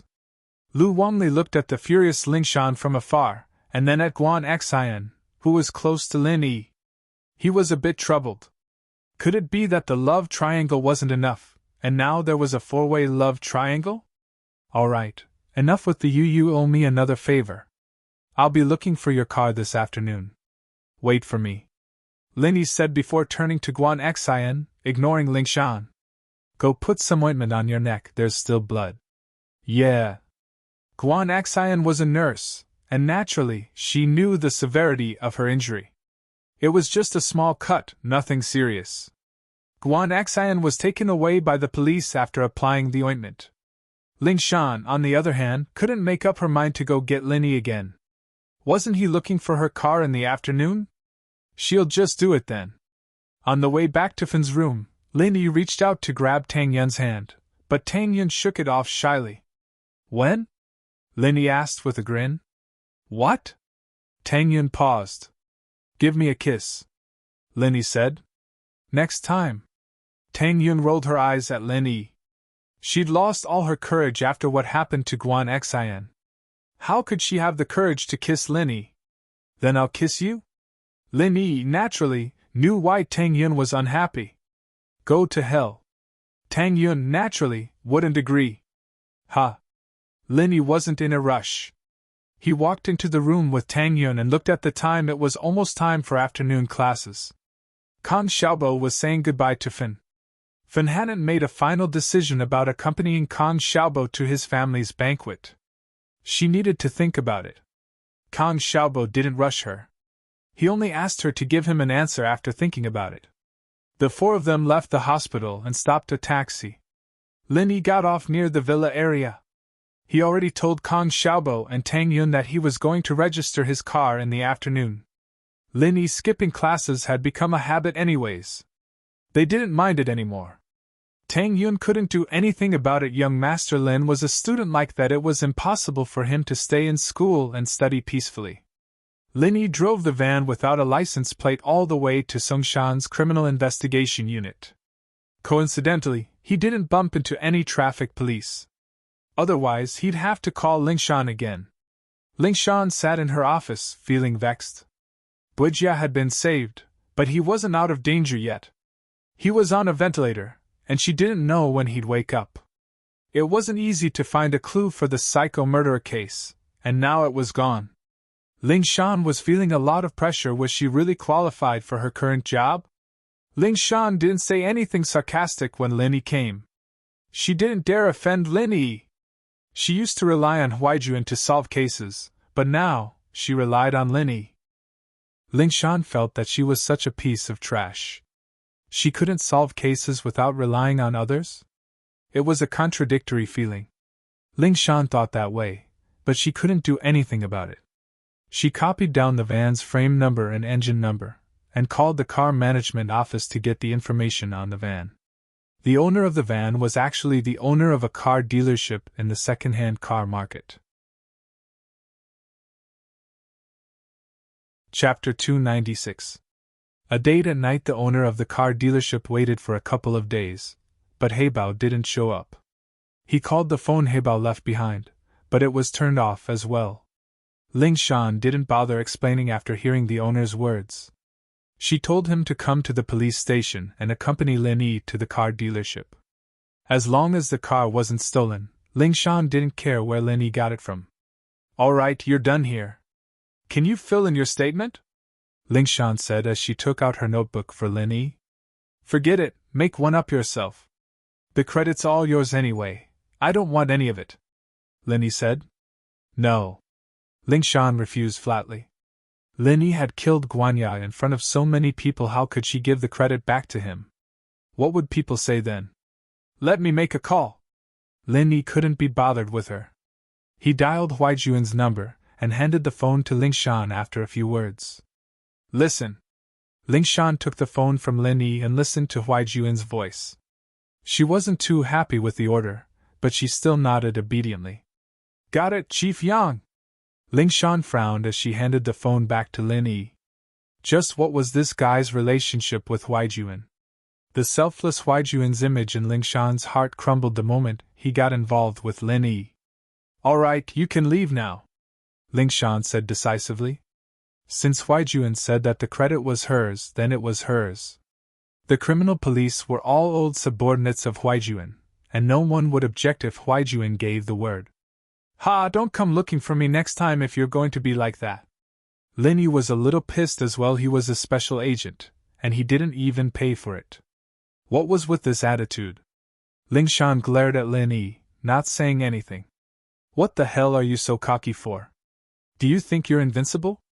If there's something you can't solve later, just wait and see how I'll mock and ridicule you. For now, I'll endure it. Lin Yi didn't force Ling Shan to say anything. To him, it didn't matter if she said anything or not. After leaving the police station, Lin Yi saw a fat guy looking left and right at the entrance of the police station. Mr. Wang? Lin Yi walked over and asked. Yes, it's me. Wang Mingri greeted him with a smile. You are Captain Song's friend, right? Shall we transfer the ownership right now? Oh, let's go. Thank you, President Wang. Lin Yi nodded. Although Wang Mingri saw that Lin Yi wasn't the person who bought the car that day, since Captain Song of the criminal police team called, this person shouldn't be a problem. Captain Song wouldn't scam him for a 10,000 kwai car, so Wang Mingri didn't ask any questions and went to the car management office to help Lin Yi. Before leaving, he gave Lin Yi a business card, telling him to call him if Lin Yi wanted to buy a car in the future. Whether it was a new car or an old one, Wang Mingri knew people who could help. Lin Yi thanked him and put the business card away, getting ready to drive to school. This car was Lin Yi's private property now. He didn't need to ask for Ming Yao's permission to drive it to and from school every day. Lin Yi's phone rang before he even reached school. He took it out and saw that it was Xuemin's number. Grandpa Guan? Lin Yi quickly picked up. Yi? What are you busy with? Xuemin's voice came from the other side of the phone. Nothing, I'm driving to school. What's up, Grandpa Guan? Lin Yi asked. Do you have time tonight? My granddaughter is on leave tomorrow, so I'll get her to cook a few dishes and we'll have a drink. Xuemin hadn't discussed medicine with Lin Yi in a long time, so he couldn't hold it in anymore. He didn't call Lin Yi, and Lin Yi didn't come looking for him. He had no choice but to thicken his skin and call Lin Yi. Tonight? Sure. Lin Yi had wanted to talk to Xuemin about the idea of setting up a medical company, but he didn't have the time. Naturally, Lin Yi wouldn't reject Xuemin's offer, since Xuemin was calling him today. It's a deal then. I'll be waiting for you at home on time. Xuemin was very happy to hear that Lin Yi had agreed to come. No problem, I'll be there on time. Lin Yi smiled. After hanging up on Lin Yi, Xuemin called his granddaughter Guan Xian. Guan Xian had just finished her statement, and was given a few days off by the director, telling her to go home and get some rest. Guan Xian's words, "Don't worry about me, hurry up and shoot, the patient in the room was stabbed by him, his life will be in danger if we don't save him now," had spread like wildfire in the hospital. Even the media came to interview her. Director Qin was very happy, his face beaming like a blooming flower. Nowadays, many reporters like to report negative things about the hospital, and Director Qin was very angry about it. But after Guan Xian's incident, Director Qin didn't back down. Who would dare say bad things about our hospital now? Our nurses were the best, and when faced with a life-threatening situation, the first thing they thought of was the patient's safety, not themselves. Of course, other than that, no one knew the details of Guanya's death. Only the police were there, and the others could only stand far away. They could hear Guan Xian scream, but they didn't know that it was Lin Yi who killed Guanya. Director Qin wanted to take care of Guan Xian because her father was a shareholder of the hospital, but he couldn't find a good reason to do so. After all, he had to make sure that the person he was promoting was convinced, right? But this time, he was going to make an exception to promote Guan Xian, and no one would say anything against it.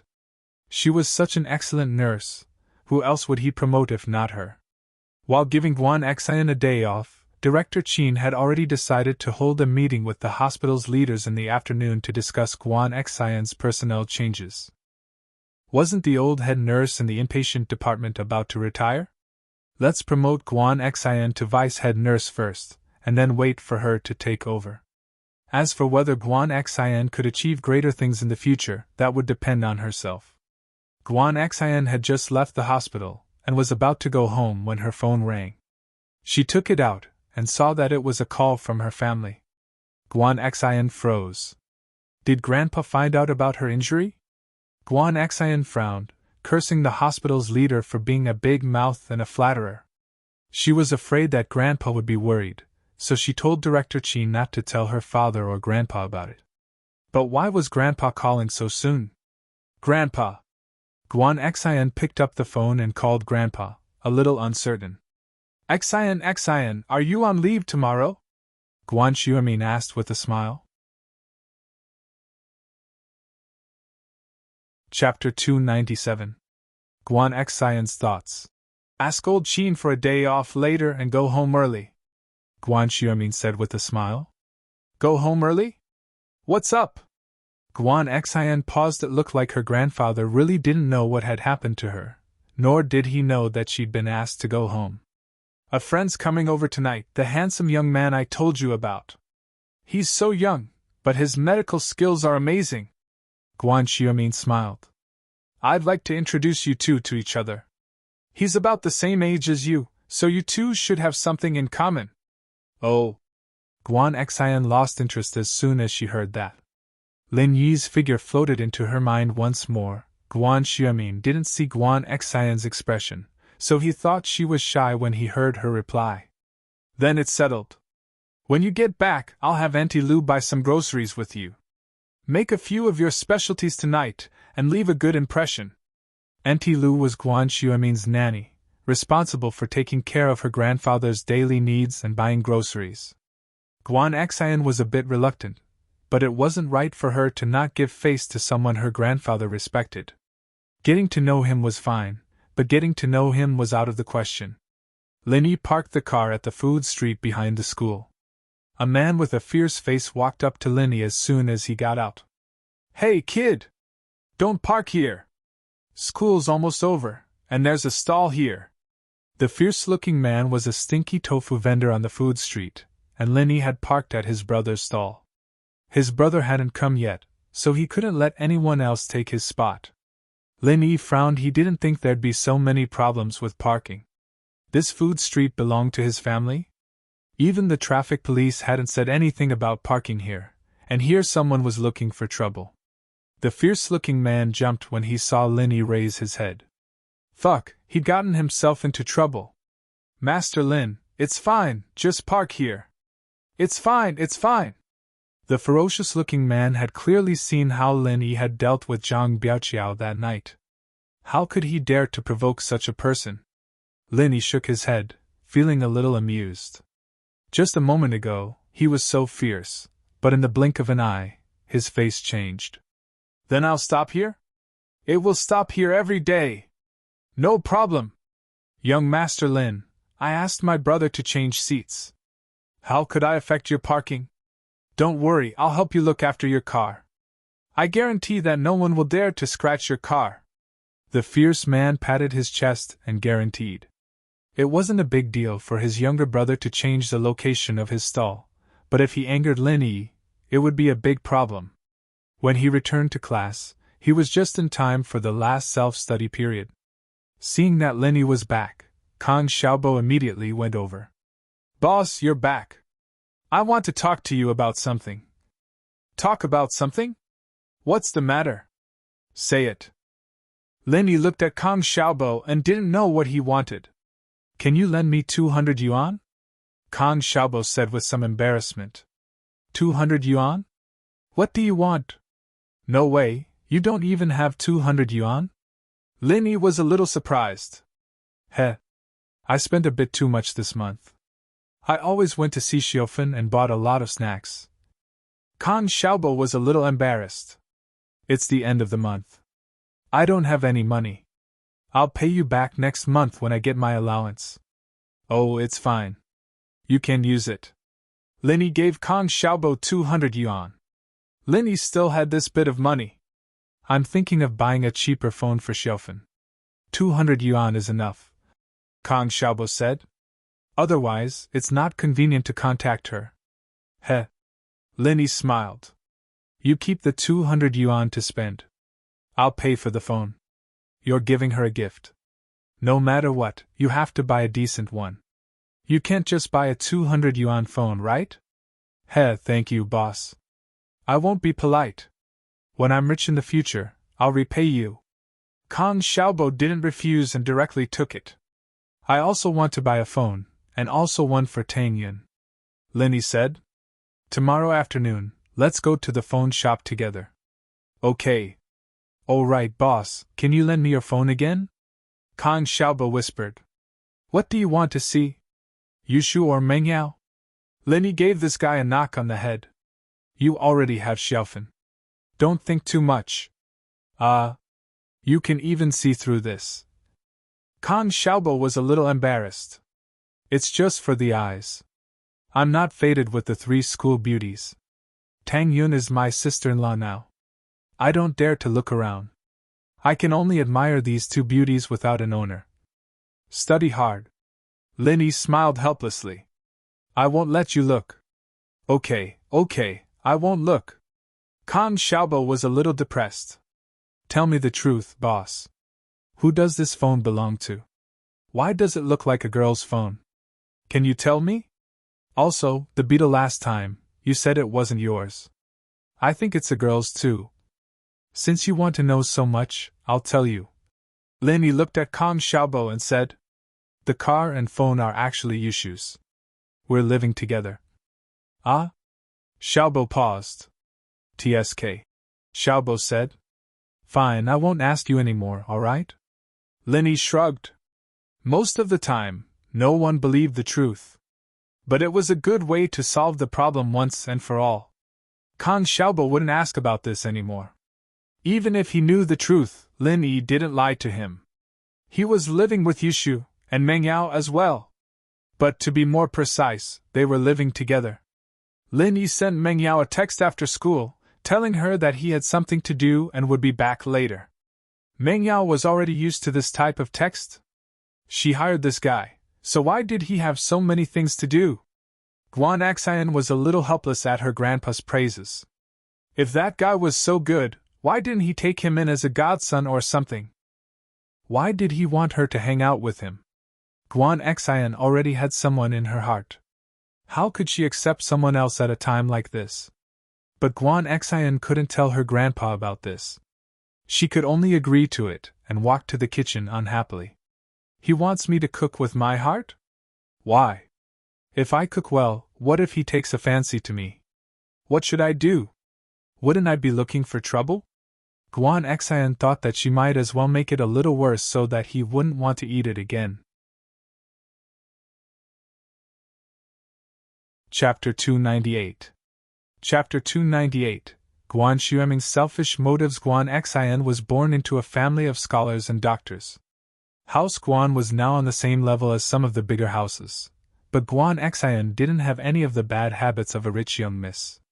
Her parents were busy with work, and her father was a shareholder of the hospital, but his company was out of town. It was rare for him and his mother to come home. Guan Xian had been by her grandfather's side since she was young, so she learned how to clean the house, wash clothes, and cook. She managed the house neatly, and although Nanny Lu was there, Guan Xian would always help Nanny Lu every time she came home. Her cooking skills were superb, and she was known as the super invincible beauty god of cooking in the family area of the medical school. Whenever Guan Xian cooked, her grandfather's old friends would shamelessly come over to eat with her. Guan Xian's cultured and refined demeanor made her the object of admiration for all the boys her age in the medical school's family area. However, the Guan family's strict upbringing forbade dating before graduation, so many admirers were deterred from pursuing her. Guan Xueming, on the other hand, entered society and started working after graduation. It was just that Guan Xueming's reputation was getting bigger and bigger, and those old friends who came to visit him stopped bringing it up. Guan Xueming's reputation was now on the same level as the bigger houses, and no one knew if Guan Xian would marry into a rich family. But Guan Xian was a good wife and loving mother. She was definitely the first choice for a rich family's daughter-in-law. Guan Xian breathed a sigh of relief. She'd just graduated, and her career hadn't even started yet. How could she be in the mood for a relationship? But even if she wasn't in the mood, there were times when love couldn't be stopped. When Guan Xin had first developed feelings for Lin Yi, she'd found it strange and inconceivable. It was the first time she'd developed feelings for a boy, and the old Guan Xin had even thought that there was something wrong with her sexual orientation. Perhaps she was just a little late in her development. Guan Xin comforted herself, but she felt that there was no longer any possibility between her and Lin Yi. She'd fantasized about it, but reality was reality. Guan Xin had chosen to run away from him the first time she saw him. But after running away, she couldn't help but want to see Lin Yi again. It was a conflicted feeling. She knew that it was impossible, but she still wanted to see him. It was like a moth flying into a flame. It was somewhat impulsive and irrational, but it was uncontrollable. Xin, do you need Auntie Lu's help? Auntie Lu's voice came from outside the kitchen. After tidying up the house, Auntie Lu came to help Guan Xin in the kitchen. No need, I can do it myself. Guan Xin rejected Auntie Lu's offer of help, but she couldn't let Auntie Lu come. If Auntie Lu saw her cooking secret, she'd definitely stop her from messing around. Auntie Lu didn't think much about it. She knew that Master Guan was going to introduce a handsome young man to Guan Xin. Auntie Lu thought that Guan Xin was tempted and wanted to show off her invincible cooking skills. If someone were to help, how would they show off the super invincible young god of cooking in the universe? One had to admit that Guan Xion's cooking skills were excellent. Even though the seasoning was messed up, the dishes were still delicious and tasteless. If one didn't taste it and just looked at the appearance, it would definitely make one salivate. Whether it was the color or the fragrance, they were all excellent. But after one taste, one would find that every dish was either salty, sour, or sweet. In short, none of the dishes had a normal taste. Before Guan Xin took the dishes out of the wok, she would add a random seasoning to the dishes. Guan Xiaomin looked at Guan Xin, who was busy cooking, and he was happy. Such a virtuous, beautiful, gentle, and well-mannered granddaughter should be able to make Lin Yi enjoy it so much that he forgot to go home, right? If Guan Xin came to his house a few more times, all the medical problems he had would be solved by her. If Guan Xiaomin could become his grandson-in-law, the Guan clan would be prosperous for the next 100 years. Although the Guan clan's status was comparable to the big houses, and even the heads of the big houses were respectful to them, Guan Xiaomin knew very well that it was all because of him. He was Miracle Dr. Guan, and that was why the Guan clan's status was so high. Everyone would die one day, and knowing a miracle doctor was the same as having a guarantee of life. This was also why the Guan clan's status had risen so quickly these past few years. But if Guan Xiaomin was gone one day, the Guan clan's status would plummet. Without a miracle doctor, the Guan clan would be no different from a normal small family. Although Guan Xiaomin wasn't someone who cared about fame and fortune, he couldn't not think about his children and grandchildren. Especially his granddaughter, Guan Xiaomin was even more worried about her. Finding a good husband for her had become his main concern. Looking at Lin Yi reminded him of Guan Xin. If his granddaughter could be with Lin Yi, then the Guan clan's reputation wouldn't fall because of his passing, but would instead rise. Guan Xiaomin knew very well what kind of miracle doctor was he. Lin Yi was the miracle doctor. And that miracle doctor he met 20 years ago. That was the real deal. His eldest son's family had settled in Yanjing, living a wealthy life. His youngest son and his wife were busy with business, and only their daughter Guan Xin was by their side. Guan Xiaomin didn't have much to worry about with his two sons. His eldest son didn't have any skills, but he'd made quite a bit of money through Guan Xiaomin's connections, enough for them to live the rest of their lives. Guan Xiaomin didn't have a good impression of his eldest son, and he didn't want to return to a small place like Songhan ever since he'd been exposed to the upper class. He only came back once during the holidays, which disappointed Guan Xiaomin quite a bit. His youngest son, on the other hand, came back often, and was a righteous person, albeit a bit old-fashioned. He relied on his own ability to do business, and never mentioned Guan Xuemin's name outside. Logically speaking, with his youngest son's personality, if he didn't have any background or backing, he would definitely be disadvantaged in society. However, his luck wasn't bad. In his early years, he met a benefactor, a legendary figure. Unfortunately, this person also disappeared from everyone's sight in the same year as the genius doctor who had taught Guan Xuemin, becoming a legend. Xian, there's no need to make so many dishes. It's enough to eat. Guan Xuemin was a bit puzzled as he watched his granddaughter run around, preparing a table full of delicacies. Had his granddaughter really grown up? Was she starting to care about her marriage? Was she going to show off in front of this young man? Chapter 299. How about instant noodles? His youngest son had received guidance from a great benefactor, and his business had grown considerably. But Guan Xuemin's only regret was that there was no one in the family who studied medicine. His granddaughter's weak personality meant that she could only be a nurse, and she wasn't cut out to study medicine either. That was why Guan Xuemin had always wanted to find someone to pass on his legacy to, or he wouldn't have been so surprised to see Lin Yi at the bookstore, and wanted to take Lin Yi as his last disciple. But that thought was gone now. His medical skills weren't even a third of Lin Yi's, so what was the point of passing on his legacy? It wasn't even certain who would be whose teacher. But no matter what, Guan Xuemin had something to look forward to. Ding! The doorbell rang. Lin Yi parked the car in front of Guan Xuemin's villa and pressed the doorbell. Guan Xuemin was overjoyed at the ring. He quickly stood up and waved at Auntie Lu, who was about to open the door. He'd open the door himself. Guan Xuemin didn't dare put on any airs when it came to Lin Yi. There was no such thing as learning, and Lin Yi was better than him. Lin Yi, you're here! Guan Xuemin said happily when he opened the door and saw Lin Yi. Ah, nice to meet you, Grandpa Guan. I came right after school and didn't bring any gifts, so please don't mind me. Lin Yi smiled as he spread his empty hands. Other people brought gifts when they came to Guan Xuemin's house, but Lin Yi came empty-handed. What gifts? Guan Xuemin was amused by Lin Yi's words. I'm happy that you're here. It wasn't easy for me to be so thick-skinned as to call you and invite you over for a drink or two. If you keep being so polite, I won't call you again no matter how thick-skinned I am. Ah, alright, then I'll come over when I'm free, Lin Yi said with a smile. That's more like it. Guan Xuemin nodded matter-of-factly. Guan Xian was walking out of the kitchen with a plate of sweet and sour mustard fish in her hands when she heard someone boasting that he could come over for free food. She wasn't happy at all. Who are you? You're here to freeload? Did he really not treat himself as an outsider? Alright, since you came to eat, I'll let you eat your fill. Let's see if you dare to come again next time.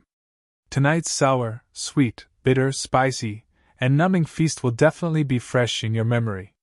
However, the voice sounded familiar. Had it been to his house before? Guan Xian frowned, but didn't pay much attention to it. She was just about to put the fish on the table when she looked up and froze, almost dropping the fish on the floor. Lin Yi? Guan Xian's eyes widened in disbelief. Why was he the one who wanted to freeload all the time in the future? Guan Xian? Lin Yi was startled.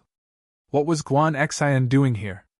He suddenly remembered what Guan Xuemin had said about his granddaughter. Could Guan Xian be his granddaughter? Both of them had the same surname. Your Grandpa Guan's granddaughter? You're the handsome young man Grandpa was talking about? Guan Xian blushed. Why was he the handsome young man Grandpa was talking about? Didn't he already have a girlfriend? Why was Grandpa introducing him to her? Guan Xian didn't know what to do. She wanted to hide her feelings for Lin Yi from the bottom of her heart, but she lowered her head shyly. Handsome young man? Lin Yi paused at the title, and smiled bitterly. I'm not considered a young genius, but I'm young and promising. I can barely call myself that. Bragging. Guan Xian couldn't help but smile. What kind of person was this immodest? Wasn't handsome, young, and promising about the same? Grandma Wan was praising herself for selling her melons. You know Xian Xian? Guan Xiaomin was afraid that his granddaughter would be conflicted, but he understood after seeing her expression. It seemed like the two knew each other a long time ago, so he was worrying needlessly. Yes, we just met today. Lin Yi nodded. Oh? Just met today? Looks like we're very close. Guan Xiaomin listened to Lin Yi's words. That saves me the trouble of introducing myself. Since you know Xian Xian, it's even easier. Let's skip the introductions and eat. I've been starving for a long time. I eat early every day, and I waited until now just to wait for you. All right. I won't hold back then. Lin Yi smiled as he turned to Guan Xian. What a coincidence, I was supposed to try out your cooking today, ah. Guan Xian jumped and ran towards the kitchen with the mustard fish in her hands. She never would have thought that the handsome young man Grandpa was talking about was Lin Yi. She wouldn't have made these weird dishes if she'd known earlier. She would have prepared with all her heart and skills if she'd known earlier. Guan Xian regretted it a little. If Lin Yi ate the feast she prepared, he'd probably never come again. What should she do? Guan Xian wanted to throw away all the dishes on the table and make a new one. Xian, where are you going? Why are you taking the fish away? Grandpa loves sweet and sour fish the most. Bring it back, Grandpa can't wait. Guan Xiaomin waved his hand at Guan Xian. I'm going back to the pot. The dishes are cold, I'm going back to the pot. Guan Xian said as she tried to grab the other dishes from the table. She could just throw them away and make a new one. There were still some ingredients left, so she could make as much as she could. Back to the pot? Back to what pot? It's not cold, it's steaming. Stop messing around and put it down. Guan Xiaomin was confused by Guan Xian's actions. What was she doing? Oh. Guan Xian didn't have a choice. She reluctantly put down the dishes and the sweet and sour fish. All right, Xian, you sit down too. Let's eat together. Guan Xiaomin couldn't wait to open a bottle of Mao Tai and pour a cup for Lin Yi before pouring one for himself. All right. Guan Xian was reluctant, but there was nothing she could do. She sat down with a sad face. I've heard from Grandpa Guan that you're a great cook. The dishes on the table are delicious. Let me try them. Lin Yi smiled as he picked up his chopsticks. Grandpa, I have an idea. Why don't we eat instant noodles? Drinking wine and eating instant noodles is delicious, right? What do you think? Guan Xian suddenly stood up. I haven't had instant noodles in a long time. Why don't we throw away all the dishes? Chapter 300. Absolutely disgusting. What the hell are you doing, Xian? There's so much good food here, why are you eating instant noodles? Xiaomin was getting a little pissed off. Lin Yi was a guest he'd invited. Even if the two of them knew each other, or had some sort of conflict, there was no need to be like this. And no. Guan Xian stuck her tongue out, a little embarrassed. Do you want instant noodles, Lin Yi? Me? I'm fine. Lin Yi was a little puzzled why was Guan Xian so insistent on him eating instant noodles? He didn't want to turn her down, either, so he answered without thinking. That's great. I like it too. I'll go make 2 buckets. Guan Xian was a little happy at Lin Yi's answer. I'll go right now. Guan Xian, sit there. Xiaomin was so angry that he didn't even bother calling her Xian anymore, choosing to just call her by her full name. Oh. Guan Xian felt wrong, but couldn't tell him the real reason. She could only sit down gloomily. If she'd known this would happen, she wouldn't have made the food so disgusting. Even if she just cooked it casually, it would still have been delicious. I haven't had instant noodles in a long time, I kind of miss the taste. Lin Yi smiled. Grandpa Guan, don't be mad, Guan Xian's just too passionate. Guan Xian looked at Lin Yi gratefully. She was about to poison him to death, but he was still helping her out. What a nice guy. Yeah, he wouldn't have taken a bullet for her if he wasn't a nice guy, and he wouldn't have risked his life to save her today. Girls in their prime always like to fantasize about having a Prince Charming by their side. It was the dream of every girl her age, and it was obvious that Lenny wasn't as good as she thought he was. But Guan Xian had taken it upon herself to make Lin Yi her Prince Charming. In fact, it was very simple for Lin Yi to block the bullet. No matter who was behind him, he just didn't want to hurt the innocent. Even if it wasn't Guan Xian who was kidnapped, Lin Yi would have done it if it was anyone else he was familiar with. If Guan Xian knew that Lin Yi acted so quickly in exchange for a kiss from Tang Yun, what would she think?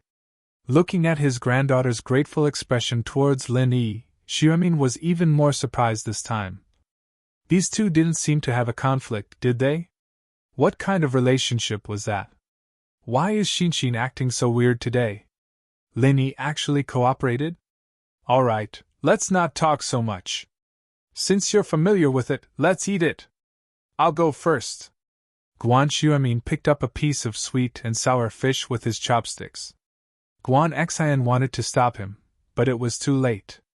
She could only grimace and wait for her grandpa's scolding. This fish is very tender, not bad. Pfft. Guan Xuemin's eyes widened as he spat out the fish in his mouth. He gasped. What's in it? Aya, my old life. Xuemin thought that the fish was soft and tasty when it first entered his mouth, but the next moment, a wave of spiciness rushed to his nostrils and almost made him cry. Grandpa. I'm sorry. Guan Xian hurriedly passed a bottle of water to Xuemin. I accidentally knocked over the mustard. Knocked over the mustard? Xuemin took a sip of water to catch his breath. Then why did you bring it here? Didn't you kill Grandpa? I said I was going to cook it again. Grandpa, you didn't let me. Guan Xian said carefully. All right. Forget it, we'll pass on the sweet and sour fish. Have Auntie Lu take it away, we'll eat something else. Xuemin waved his hand helplessly. I'm sorry, I made a fool of myself in front of you. Come, let's eat something else. Xian isn't usually like this. She might have been a bit careless when she heard that a handsome young man like you was coming. She's pretty good at cooking, why don't you try some? Lin Yi looked oddly at the sweet and sour fish Auntie Lu was taking away. Knocked over the mustard? Lin Yi picked up his chopsticks and picked up a piece of stir-fried pork with bamboo shoots. He was just about to eat when Guan Xian said, Wait, ? Lin Yi turned to Guan Xian. Ugh. Let's just eat instant noodles. Guan Xian said weakly. Lin Yi had a rough idea of what was going on by now. He stuffed the bamboo shoot into his mouth. It was very salty. Lin Yi picked up a few dishes closer to him and tasted them. They were either too sweet or too spicy. None of them were tasty. What do you think? Not bad, right? Guan Xuemin, on the other hand, was waiting for Lin Yi's praise. As long as he had Lin Yi's appetite, he wouldn't have to worry about Lin Yi stopping by to discuss medical matters with him. It's not bad. Lin Yi smiled bitterly. Xuemin paused. Wasn't Lin Yi's expectations a bit too high? And this was just not bad. Which of his old friends didn't praise his granddaughter Xian's cooking? Even their children and grandchildren were shameless enough to come here for free meals. His granddaughter was hailed as the invincible beauty goddess of cooking in the family quarters. But since it was Lin Yi who said it, Xuemin couldn't argue with him. After all, Lin Yi was his teacher now. Haha, your taste is pretty high. This old man thinks it's not bad already. Xuemin said as he picked up another dish. High taste. That's high. Lin Yi smiled bitterly. He'd already made up his mind by saying that it was okay, but he'd said something against his will. Pfft. Xuemin spat out a mouthful of stir-fried pork with bamboo shoots. He quickly drank a mouthful of water and said, Xian, did you kill the salt cellar? Guan Xian lowered her head in embarrassment, not daring to look at her grandpa and Lin Yi. Today was too embarrassing. Xiaomin quickly tried a few other dishes with his chopsticks and spat them out again. He finally understood that Lin Yi's not bad was already praising today's food. Today's food couldn't even be described as bad, it was unbelievably bad. Xian, this food. Xiaomin's eyes widened. You don't usually cook like this, ah. Grandpa Guan, maybe Xian was frightened today. Lin Yi wanted to say a few words to comfort Guan Xian, but she cut him off. Guan Xian didn't want her grandpa to know what happened at the hospital today. It'd make him worry, so she cut Lin Yi off and said her real purpose. Grandpa, I'm sorry. I actually did it on purpose. On purpose? You made it this bad on purpose? What's going on? Xiaomin blinked, not expecting Guan Xian to say that. Chapter 301. Xian's bias. I think he wouldn't want to come back after tasting my cooking, he's afraid of being poisoned. Guan Xian explained sheepishly. Lin Yi had more or less guessed Guan Xian's intentions. Guan Xiaomin had praised his granddaughter to Lin Yi more than once, saying that she was a good cook and a well-mannered person. Lin Yi naturally understood the old man's intentions. Guan Xiaomin, on the other hand, must have told Guan Xian something similar back at home as well. It was only natural that Guan Xian was conflicted. Any girl wouldn't be too happy if they were told that a handsome young man was coming to their house, asking them to get to know him better. You dash! Guan Xiaomin was pissed off. This was the first time he'd lost face. Lin Yi is my guest, how could you do this? It's fine if you guys know each other, but if it were someone you don't know, they'd be slamming the door and walking out already. How is this treating someone to a meal? You're trying to poison him to death. I'm sorry, Grandpa. Guan Xian lowered her head, realizing that she'd gone too far. She hadn't thought too much about it before, she'd only wanted the young man to leave as soon as possible. Now that she thought about it, where would her grandpa's face go? Haha, it's fine, Grandpa Guan. Don't blame Guan Xian. Lin Yi smiled. Actually, to tell you the truth, you kept telling me how good your granddaughter was, and I didn't even dare to visit you. It's normal for Guan Xian to feel the same way. Is that so? So I'm the one worrying too much then? Guan Xiaomin thought about it for a moment.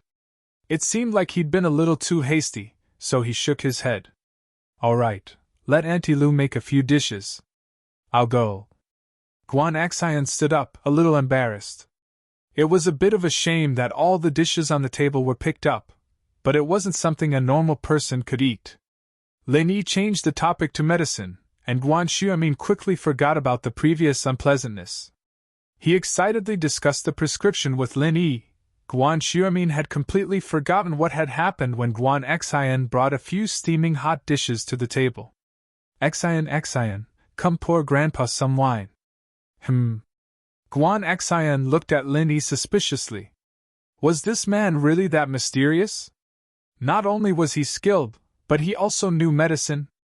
It wasn't easy for a person to receive such high praise from his grandfather. Guan Xian's subsequent dishes were quite ordinary.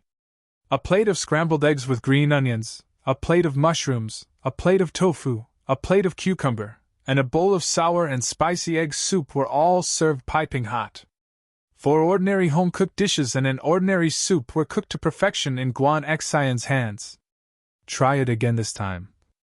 Guan Xian said to Lin Yi, a little embarrassed as she poured wine for her grandfather. Lin Yi nodded and picked up a piece of mushrooms with his chopsticks. He thought to himself. She's actually catching up to my level? How is it? Guan Xian didn't know if Lin Yi's was good or bad. She looked at Lin Yi nervously, waiting for his answer. But for these home-cooked dishes, Guan Xian had given it her all, bringing out the young divine chef's abilities to the extreme. I didn't think home-cooked food could be this good, Lin Yi praised. Old Lin always praised him like this. Then, eat more! Guan Xian was a little happy. She pursed her lips into a smile. Try something else, okay? Lin Yi nodded and put a few more mouthfuls from the other dishes into his mouth. Grandpa Guan, I finally know that what you said before was true. Guan Xian really is the young divine chef. That's right. Guan Xiaomi nodded. So, if you want to eat more, you'll have to come here often. No problem. Lin Yi nodded happily. Xiaomin had a taste of Guan Xian's new dishes, frowning as he took a bite. Xian, aren't you being biased? I've tried these dishes before, why aren't they as good as today's? It looks like Lin Yi's treatment is different now that he's here. The poisoned dishes from before are upgraded to delicious food that even I've never tasted before. Grandpa. Guan Xian was a little embarrassed by Xiaomin's words. Haha, Lily, it looks like you'll have to come more often. This old man will have to enjoy the delicious food with you. Guan Xiaomin smiled. I'll definitely come more often. Lin Yi nodded. He was here because of Guan Xiaomin's invitation, but also because he wanted to discuss the medical company with Guan Xiaomin. If that were to happen, he'd have to come here more often. Guan Xian was a little embarrassed as she looked at Lin Yi. She was a little surprised, but also a little lost. It seemed like she had a chance again. If he came here more often, then their relationship would definitely improve. But was this the right thing to do? After dinner, Guan Xian went to clean up the dishes while Lin Yi and Guan Xiaomin went upstairs to Guan Xiaomin's study. Lin Yi's expression returned to a serious one as he closed the door. Grandpa Guan, I actually have something important to discuss with you this time. Oh? What is it? Guan Xiaomin paused. He didn't think that Lin Yi would have something to discuss with him.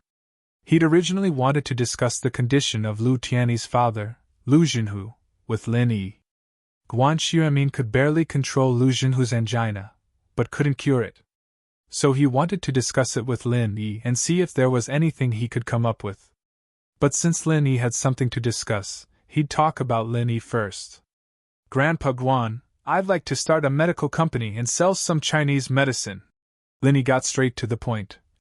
I'd like to borrow your title as Miracle Dr. Guan. Oh? You want to start a medical company? Guan Xiaomin paused, but didn't really care about what Lin Yi said. There's a lot of medical companies in the country right now. If I don't have any special medicine, I won't be able to make much of an impact with just my name alone. If Dr. Kong can use Golden Creation to become one of the top medical companies in the country, why can't we? Lin Yi smiled nonchalantly.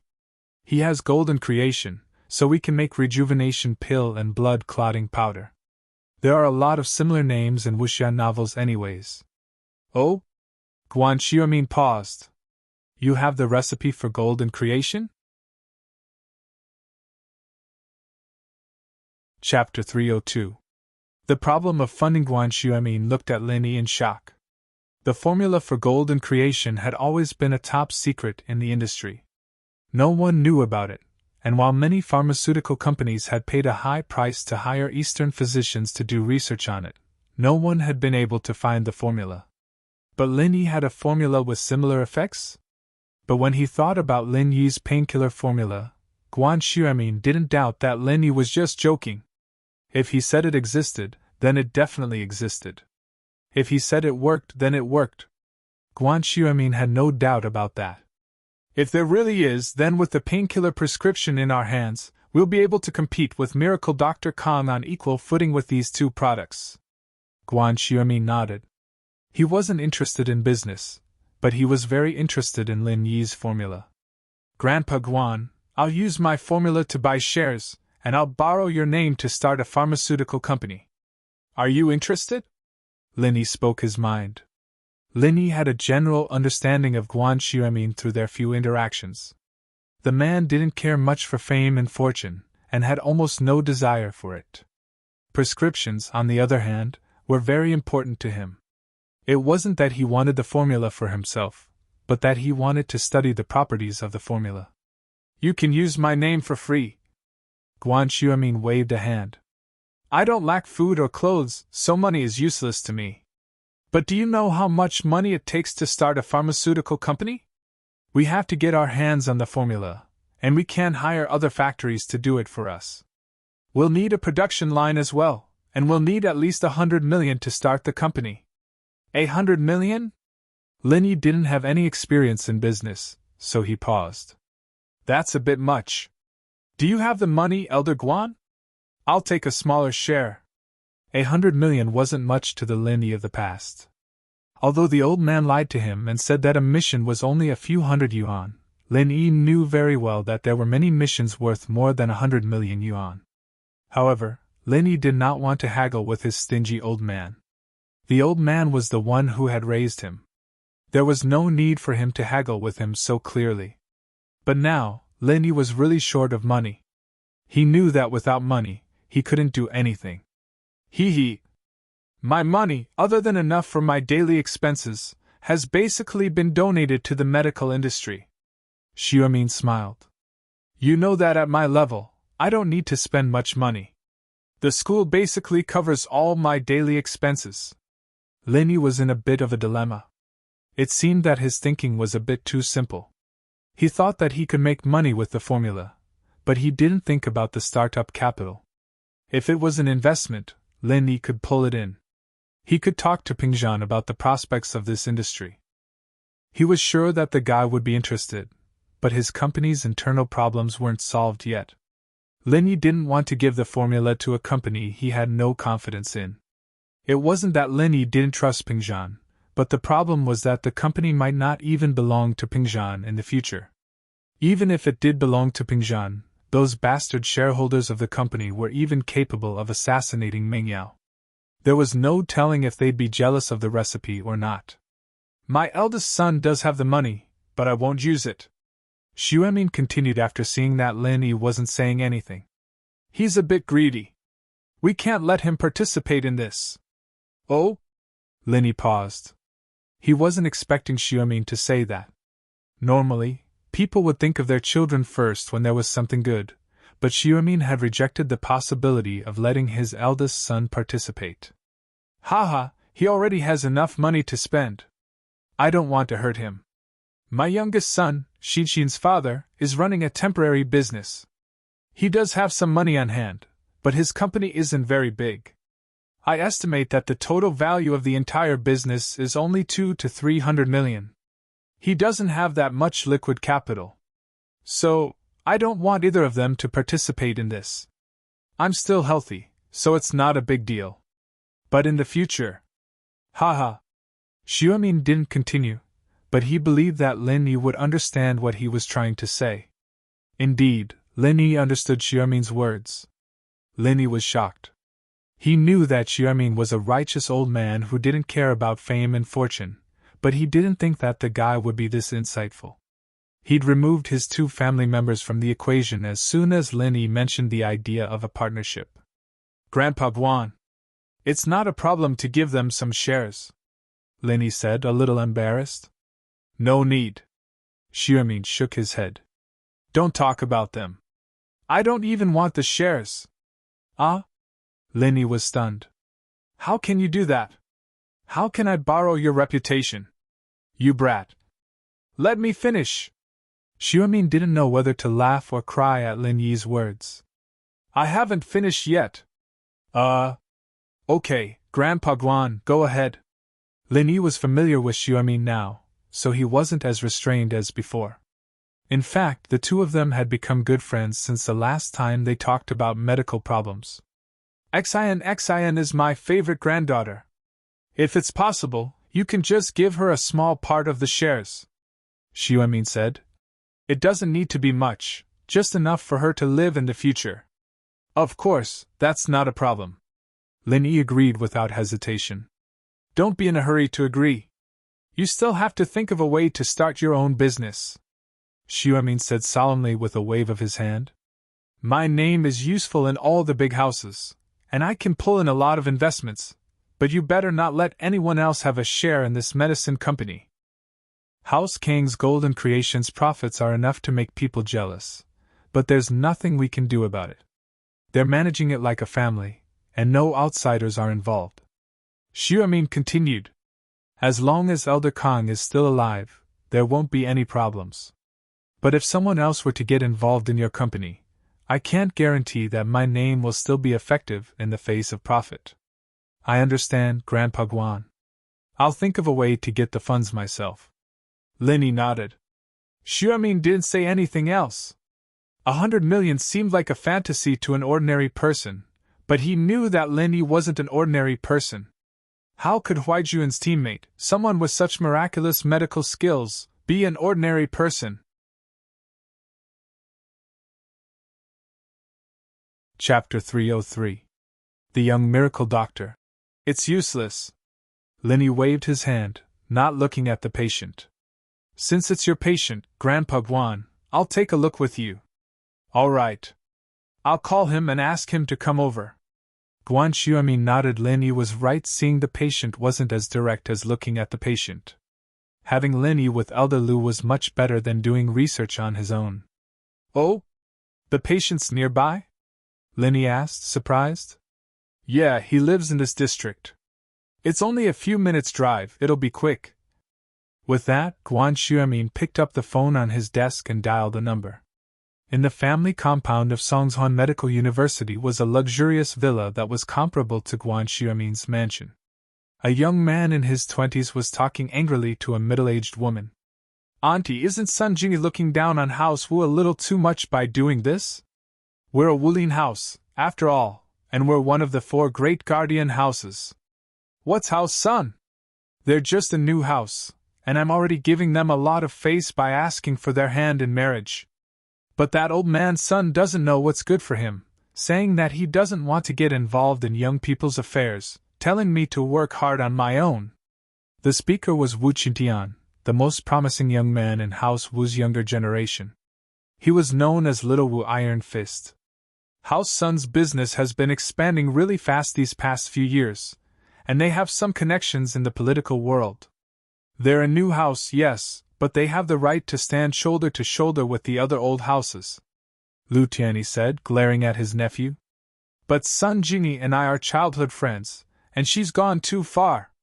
She found a boyfriend in private, and made me look like a fool, Qintian said resentfully. I wouldn't have lost my wallet if it wasn't for her. People look down on me. All right. Tian, I'll help you. Wu Wiru opened her mouth. Since your uncle's father will be staying here to recuperate for a while, I'll help you set up a company. Let's show that girl from the Sun family the talents of the Wu family's men. Thank you, Auntie. Qintian was overjoyed. He didn't know what to do in this unfamiliar city, but with his aunt's help, he'd be able to make a name for himself and show Sun Jingyi how good he was. Ring. The phone in the living room rang. It's so late, who's calling? Tianyi, Huira? What if it disturbs Dad's rest? Wu Huira complained when she heard the phone ringing. What? What if something happens? Tianyi glared at Huiru. Huiru? This landline phone was in the previous villa. He must have called the previous owner by mistake. Wu Huira curled her lips. Who doesn't call this phone when they know us? That's right, Uncle. Auntie is right. Don't worry about him. Qintian was in the middle of a happy conversation with his aunt, preparing to think about how to capture Sun Jingyi's heart after setting up the company, when the phone interrupted them. Lu Tianyi frowned, ignoring his wife and nephew. Hello, I'm Lu Tianyi. Tianyi? I'm Guan Xuemin. Bring your father over. I've invited a specialist, and we're going to see if there's any possibility of a cure. Xuemin's voice came from the other side of the phone. All right. Elder Guan, I'll bring my father over right now. Thank you. Lu Tianyi nodded profusely at the words. Lu Tianyi was very grateful that Xuemin was putting so much effort into his father's situation. After all, House Lu was one of the most powerful houses in the city, but that was only because old Lu Jinhu was still alive. Many people gave them face, but once old Lu passed away, House Lu would definitely fall. Tianyi glared at his wife after hanging up. You almost ruined our big plan, you know. Elder Guan's invited a specialist, and he's going to treat Dad. Would you be able to take responsibility if you didn't get the call? I'll go help Dad down right now. Huira didn't dare say anything else. She lowered her head and went upstairs. Lu Tianyi had become more and more manly these days, and Huira didn't dare make a fuss anymore. Instead, she became more obedient. Humph! Be careful, Lu Tianyi warned. Qintian, go with me to help your grandpa Lu down. Huiri gave Qintian a look. Old Lu was a big shot, and if he fell in love with Qintian and spoke up for Qintian at House Sun, Old Sun wouldn't just give him face. Qintian understood and followed his aunt upstairs. 10 minutes later, old Lu Jinhu came down with the help of Huiru and Qintian. Lu Tianyi had already parked the car in front of the villa, waiting for them to get in before driving straight to Xiaomin's villa. Jinhu was no longer sleepy after hearing that a specialist was coming to treat him. His heart was filled with hope. Even an old man in his 70s would want to live a few more years. It wasn't that Jinhu was afraid of death, but that he couldn't let go of the Lius. Auntie Lu opened the door for them and invited the Lius into the villa. Xiaomin and Lin Yi were waiting on the sofa in the living room, but Lin Yi paused when he saw Jinhu and Lu Tianyi. He didn't expect the patient Xiaomin was talking about to be Jinhu. Lu Tianyi's family also saw Lin Yi on the sofa. They paused as well, but Jinhu and Lu Tianyi's faces lit up with excitement. Xiaomin had found this miracle doctor. Did that mean that his father's illness could be cured? But Qintian's face was very ugly. He didn't expect to see Lin Yi here, nor did he expect Lin Yi to be sitting with miracle Dr. Guan, who was treating Grandpa Lu. He wanted to say something, but held it in. This wasn't House Wu or House Lu, after all, and it wasn't his place to speak. He could only look at Lin Yi with hatred. Miracle Doctor! I didn't expect to see you here, it's great. Lu Tianyi was a little excited as he walked up to shake Lin Yi's hand. Lu Tianyi regretted it when he heard Xiaomin praise Lin Yi so much. He was in too much of a rush that day, and he didn't leave his contact number with Lu Tianyi. Chapter 304. This kid is a little annoying. Lu Tianyi felt a little awkward. Who was he? Many people tried to get on his good side, and he'd taken the initiative to shake hands with Lin Yi. Now that he was being ignored, he felt a little embarrassed. But if Lin Yi really was as miraculous as Guan Xiaomin said, then it was normal for a miracle doctor to put on airs. He was someone many people wanted to get on his good side, after all. It was normal that he didn't like him. Uncle! Don't get tricked by him. I know this kid, he's not a miracle doctor. Qintian was getting angry at his uncle's respect for Lin Yi. He's Sun Jingyi's boyfriend. A liar! Qintian found it hard to connect the title of miracle doctor with Lin Yi. The kid didn't look like a miracle doctor at all, and he'd asked Sun Jingyi about what Lin Yi did for a living. Sun Jingyi tried her best to cover it up, but Qintian still got the gist of it. The kid didn't have a proper job, and was unemployed. Otherwise, with Sun Jingyi's personality, there was no way she wouldn't brag about her boyfriend's good points. If Lin Yi really was a miracle doctor, Sun Jingyi would have used this to attack him already. Why would she hide it? This was why Qintian dared to make things difficult for Lin Yi. As far as he was concerned, Lin Yi was no miracle doctor. These people must have been tricked by Lin Yi.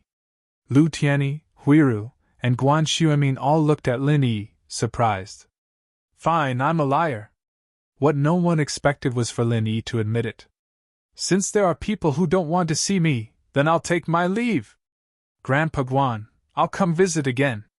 With that, Lin Yi stood up and prepared to leave. What a joke, Lin Yi didn't owe the Lius anything. He only treated Elder Lu because of Guan Xiaomin, and since they called him a liar, Lin Yi couldn't be bothered to explain himself. I'm too lazy to treat you if you call me a liar. Go look wherever you want, we'll meet again. Haze.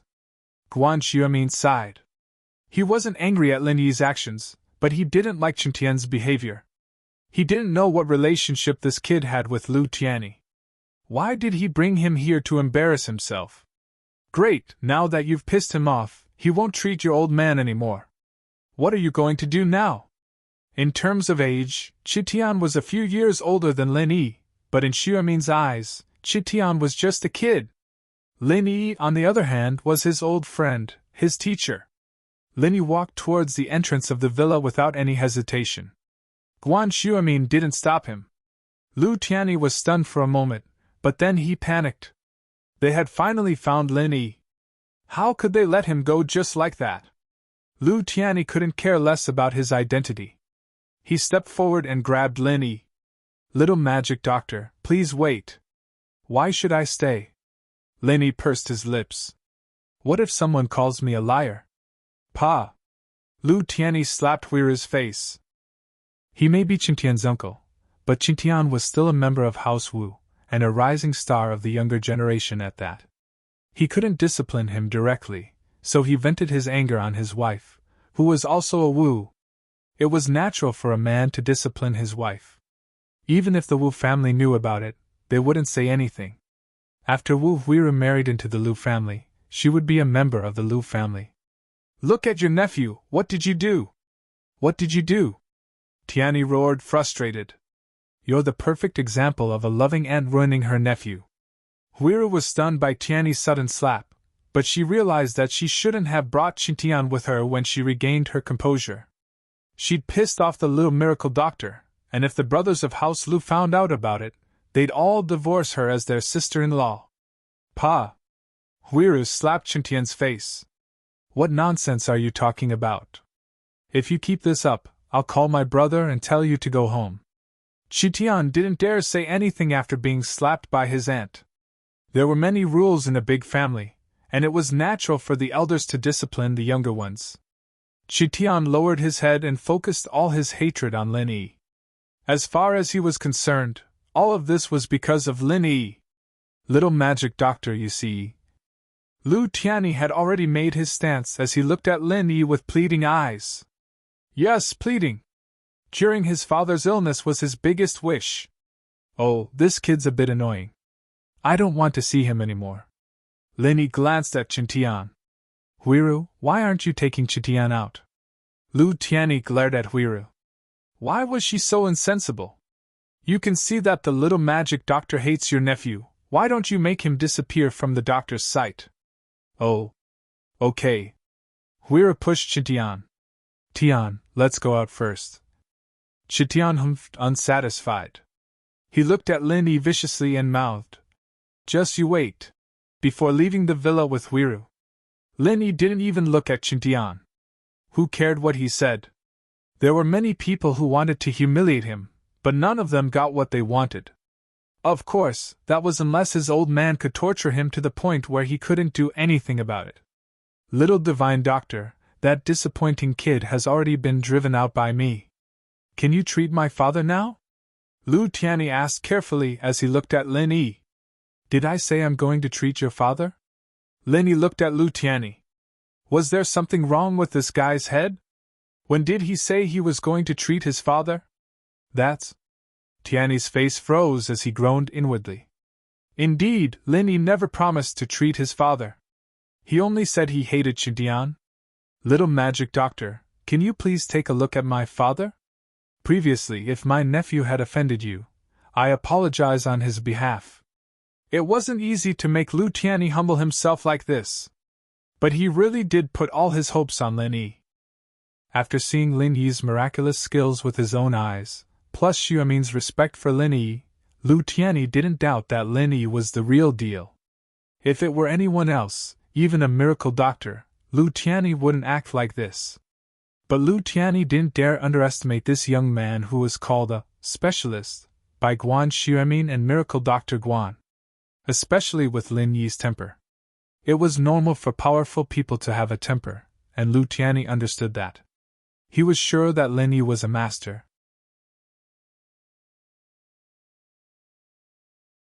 Chapter 305. A rip-off. The crowd went into an uproar at Lin Yi's words. Even Guan Xuemin was staring at Lin Yi in shock. Elder Lu could live for another 8 to 10 years if he could keep his condition under control, but that was under the condition that the angina wouldn't act up again. An old man at Jinhu's age would be at the end of his rope after another 8 to 10 years. Even Huatua himself wouldn't be able to change his fate. And this, how could it be said that even if he was cured, it would all be for naught? Sickness and death were part and parcel of human nature. It was normal for descendants to die 8 to 10 years later. Ha! Young man, you're right. In another 8 to 10 years I'll be buried. That's only natural. However, if you can let this old man not be tormented by illness in these few years, this old man will be eternally grateful. Jinhu was no longer afraid of death at his age, and Lin Yi wasn't wrong. Most importantly, Jinhu knew very well that this daughter-in-law of his had offended Lin Yi from the start, and her nephew had offended Lin Yi as well. Would he still be able to treat him? Treat? For your sake, I'll reluctantly do it, but there'll be a fee. The only person Lin Yi had a good impression of was Elder Lu. No matter what, the old man knew how to repay kindness. He'd even invited Lin Yi to Yanjing a while back, so Lin Yi had a good impression of him. Still, Lin Yi wasn't in a good mood if he agreed to treat just like that, so he came up with a compromise. A fee? Not a problem. Lu Tianyi nodded quickly after hearing Lin Yi's terms. It was only right and proper to pay for treatment, so Lu Tianyi had no objections.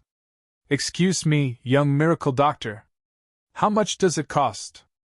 10 million a year, Lin Yi said. It takes a year to cure? But 10 million. All right, no problem. Lu Tianyi hesitated for a moment, but he still nodded. Although 10 million was not a small number, it was nothing compared to his father's health. Are you sick? Lin Yi frowned after listening to Lu Tianyi's words. I said 10 million a year, not a total of 10 million. Ah? Lu Tianyi was stunned, and his heart was burning with anger. He also guessed that Lin Yi might be taking advantage of his misfortune, but there was nothing he could do. He had directly offended Lin Yi, and it was almost impossible to make Lin Yi relent. He didn't dare to show his dissatisfaction, because if he did, Lin Yi might not treat him even if he offered money. Then, how much does it cost? Didn't I just say it? He can still live for 8 to 10 years. Don't you know how to calculate it yourself? Lin Yi looked at Lu Tianyi with disdain. Then, isn't that 80 million? Lu Tianyi was shocked. This was really a large number. 80 million? Lin Yi couldn't help but be amused. Well, if you want your old man to suddenly get sick after 8 years, then 80 million. Anyway, if he doesn't die after 8 years, he will definitely die when the disease breaks out. This? Lu Tianyi couldn't help but smile bitterly after listening to Lin Yi's words. Lin Yi seems to want 100 million from me. If it's 100 million, then it's better to say it clearly. It seems that I am reluctant to spend money on my father. He can't guarantee that his father can only live for 8 years. According to what Lin Yi said, 80 million is only for 8 years. If he suddenly dies after 8 years, then he is not a filial son. Guan Xuemin also understood at this moment, and his expression was a little strange. He just told Lin Yi that there is no startup capital, and now the startup capital is here? Lin Yi really extorted a lot of money. Although Guan Xuemin knew that Lin Yi was just using this as a pretext to make a fuss, who asked the Lu family to offend Lin Yi? Guan Xuemin didn't say anything. In this situation, it was not appropriate for him to interrupt. Elder Guan, you see. Lu Tianyi was a little helpless. If it was 10 million, he could take it out immediately, but if it was 100 million, he also had to plan. Isn't it a little too much? Therefore, he wanted Guan Xuemin to help him. Mr. Lu, you really overestimate me. Guan Xuemin shook his head.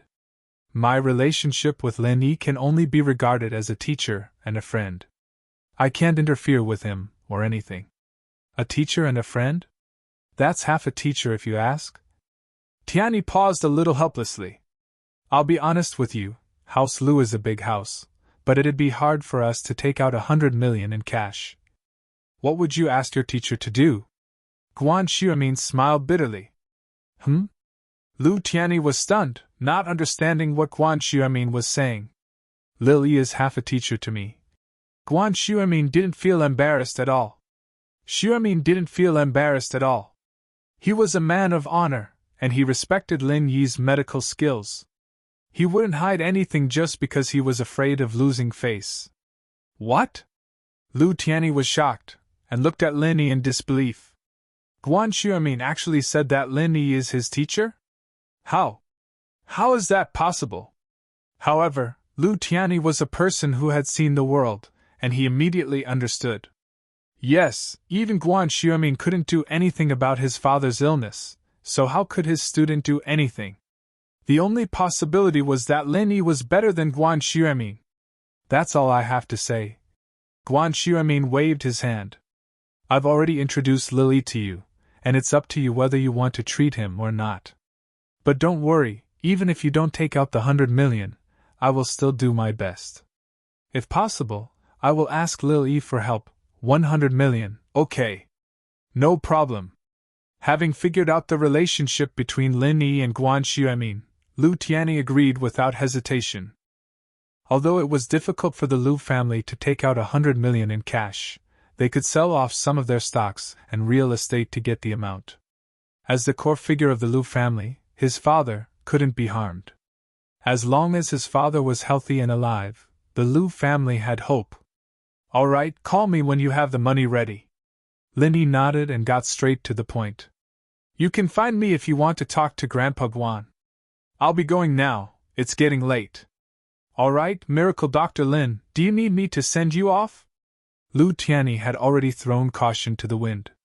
It was only 100 million, right? Compared to his father's health, it really wasn't much. House Lu was different from other rising houses, and the reason why they were doing so well was because of Lu Jinhu's connections and reputation. Lu Tianyi wanted to send Lin Yi off because he wanted to know where Lin Yi lived. He wasn't worried about the 100 million anymore, he was worried that Lin Yi would go back on his word. Chapter 306. Parting on bad terms. All right. Xiaoming nodded. Be careful on the road. You've been drinking, so if you're driving, I've been awake for a while now. Do I look drunk to you, Grandpa Guan? Lin Yi smiled. Drinking? Lin Yi rarely got drunk. Ever since he started practicing the art of dragon mastery, Lin Yi's tolerance for alcohol had increased as well.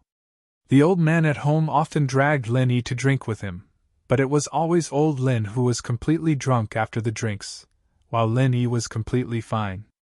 Old Lin was quite annoyed by this. Drinking with someone who couldn't get drunk wasn't fun at all. In the end, old Lin stopped allowing Lin Yi to drink, telling him to drink plain water instead. The reason was simple. He thought Lin Yi was wasting alcohol, and since drinking was the same as drinking water, he might as well drink water instead. Xiaoming nodded. Lin Yi didn't look drunk at all. What he'd done to House Lu just now was enough to make them lose their temper. After Lin Yi left, Lu Tianyi let out a long sigh and smiled bitterly at Xiaoming. Elder Guan, I'm sorry for all the trouble I've caused. After all, Lu Tianyi had come to Xiaoming for treatment. Now that he'd switched to Lin Yi, it was a little disrespectful. While Lin Yi had been introduced by Xiaoming, Lu Tianyi still had to explain himself. He'd been too polite to Lin Yi earlier, and he was worried that Xiaoming might have some ulterior motives. Lin Yi was a miracle doctor, but so was Xiaoming. Lu Tianyi didn't want to offend him. Xiaoming waved his hand. I don't have the ability, but I hope my patient can get better. Did you guys know Lin Yi before? He's the one who saved my father's life I told you about last time. Lu Tianyi explained. So, this is why I believe that he can cure my father's illness. All right, heaven wings. Jinhu spoke up at this time. When you raise money, give Professor Guan an extra 2 million. Okay, Dad. Lu Tianyi quickly nodded. Forget about my consultation fee. I didn't cure your illness. Guan Xiaoming waved his hand and was about to refuse. No matter what, you've helped me for so many days. You should give me the money, Jinhu said. In his eyes, Xiaoming's referral fee was acceptable. All right then, I'll accept it. Xiaoming thought about it. He'd just gotten 100 million from Lin Yi, but he'd opened a company and might need more money. 2 million was good enough, and so he accepted the money. After a few more words, Lu Tianyi stood up and left. It was getting late, and Xiaoming seemed to have drunk quite a bit. He didn't want to disturb his rest. On the way back, Huira heard that Lin Yi had asked for 100 million. She was shocked. House Wu was a powerful house, but they were still one of those hidden houses that specialized in ancient martial arts. They didn't have many industries, and 100 million was enough to last them for a few years. Uncle, that Lenny is a liar! He's Sun Jingyi's boyfriend. How could he be a miracle doctor? Don't let him trick you. Chitian was pissed off at Lin Yi's demand. If he let Lin Yi get 100 million, how was he going to compete with Lin Yi? Sun Jingyi wouldn't even look at him in the eye when the time came, and the funny thing was that this was all caused by his uncle's family. Wu Chitian, what are you talking about? What do you know? Shut up. Lu Tianyi was angry at his nephew for being so immature. Don't you think you've caused enough trouble? You've already offended Miracle Dr. Lin. Do you want to kill your grandpa Lu? Humph. Uncle, I'm doing this for your own good. If you don't want to listen, then forget it. I won't bother you anymore. Qintian's stubborn young master's temper flared up. He was the most promising of the younger generation in House Wu, the one who had the highest chance of reaching mystic and iron fist arts, so he was respected everywhere in the house. He had never been humiliated like this before. Tian, don't be rash. Apologize to your uncle. Huira was panicking, and quickly pulled Qintian's hand. Apologize? Humph. Qintian smiled coldly. And, since uncle looks down on House Wu, then forget it. Do you want to come back with me, or stay here? Tian, stop it. Huira didn't expect Qintian to be this angry. All right, and, since you're already a part of House Lu, I won't force you. Qintian's eyes flashed with determination. Stop the car, I'm getting off. Lu Tianyi, naturally, wouldn't let Qintian do as he pleased. He stopped the car by the roadside and smiled coldly. Since this Wu kid didn't know what was good for him, then he shouldn't blame him for being ruthless. Other things were fine, but his father's illness was involved. He wouldn't be nice to Qintian. House Wu, even if he was from House Wu, he was just a junior. How dare he be so arrogant in front of him? Lu Tianyi was furious. Huiru, you're going back with him? I won't be messing around with Tian anymore. Huiru sighed helplessly. She knew that from today onwards there would be a rift between House Wu and House Lu. But now that she was a daughter-in-law of House Lu, she had to stand on House Lu's side. This was the foundation of being a wife. She'd be laughed at if she messed around with House Wu. She wanted to mediate, but she didn't know how. It was normal for Qintian to be angry, but Lin Yi was Sun Jingyi's boyfriend. That alone was enough for Qintian to not be nice to him. But Lin Yi was someone who could save his father-in-law, and this wasn't going to be easy to mediate. Huiru, go and send him off. He's your nephew, after all. Jinhu, who hadn't spoken until now, spoke up. He didn't want to say anything about House Wu's business. As the head of House Lu, he couldn't interfere with House Wu's business. What happened to House Wu's nephew would be handled by House Wu, and it wasn't up to others to say anything. Yes, Dad. Huiru nodded and sent Qintian off the car. She whispered after 2 steps. Tian, don't do anything rash. That Lin Yi's really good at medicine. And you're helping him too? Qintian humphed unhappily. If you want to deal with him, at least wait until he heals my father-in-law's illness. To be honest, I'm really pissed off that he's asking for so much. If you can get that 100 million back for me, I'm sure Uncle would be happy to see it too, Huira said softly. Chapter 307. Pingzhan's dilemma. Huiru, on the other hand, was a very selfish woman. As far as she was concerned, letting a little-known doctor like Lin Yi treat her illness was already giving him a lot of face. If he were to really be cured, wouldn't there be countless rich people coming to him for treatment once he was promoted to the upper class? How much money would he have then? Asking for 100 million right now was practically extortion. Since when had House Lu ever been taken advantage of like this? Even if he was a miracle doctor, a few million would be the most he'd get. Fine then. Since you dare ask for it, you'd have to be able to keep it first. Of course, Tianyi would have exploded if he'd known how selfish and short-sighted his wife was. 100 million wasn't a small amount, but it was worth it to gain the friendship of a miracle doctor. Just like that, it was worth it. Wouldn't there be a day when you'd get old and sick? Would you still be begging Lin Yi then? What a wastrel with water in her head. But evidently, Lu Tianyi didn't know that yet, and it was too late for him to stop Chitian from going against Lin. Pingzhan was very pissed today. Gubang was calling for a board meeting to elect a new chairman. Pingzhan's heart turned cold at the thought of Gubang and Guangbua's relationship yesterday. It was the first time he'd felt so powerless. He couldn't control the situation anymore. Pingzhan was still full of confidence before the board meeting yesterday, confident that he'd be able to get rid of the parasite in the company, slowly weakening Gubang's power and eventually kicking him out of the company. But now, things weren't what he'd expected. The second and third largest shareholders of the company had formed an alliance, and their shares had already exceeded his. He wouldn't be able to handle them if they were to make things difficult for him in the board meeting. Since when had the company become like this? The company his father founded was in his hands, and he was going to hand it over to someone else? Pingzhan hadn't told his father about the company all this time. He didn't want the company to disturb him now that his father had retired. Besides, the company wasn't a big deal to Pingzhan. As long as he held on to the shares, he was confident that he'd be able to deal with some of the shareholders who were a little greedy and selfish. But Pingzhan hadn't expected the shareholders to unite. He was at his wits' end. Gubang had already gone to contact the other board members with Guangbua, and there was no chance of reconciliation at all. Perhaps he wouldn't be the chairman of the company anymore in a few days. Left with no other choice, Pingzhan dialed up his father's number. He didn't want to disturb his father, but he had no choice but to tell Elder Chu about the company's situation at this critical juncture. Elder Chu listened to Pingzhan's words quietly, not interrupting him. He waited for him to finish, remaining silent for a while. "Dad, look!" Pingzhan felt exhausted. A third of the board had been roped in by Gubang, and even he, the chairman, couldn't stop this.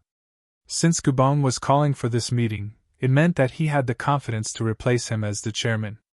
"Actually, I have long seen the problem with the company's board of directors." Elder Chu's voice was calm. "Pingzhan, you're too kind and kind-hearted. That's a good point, but you have to understand that the business world is like a battlefield. Being kind to your enemy is being cruel to yourself. Everyone has greed and selfishness, and it's only natural that the board of directors would ally together to usurp power." "Then you mean?" Pingzhan paused. His father didn't seem to want to get involved in this anymore. "Go find Lin." Elder Chu sighed softly. "Perhaps he's the only one who can help you in this situation." "Him?" Pingzhan was surprised.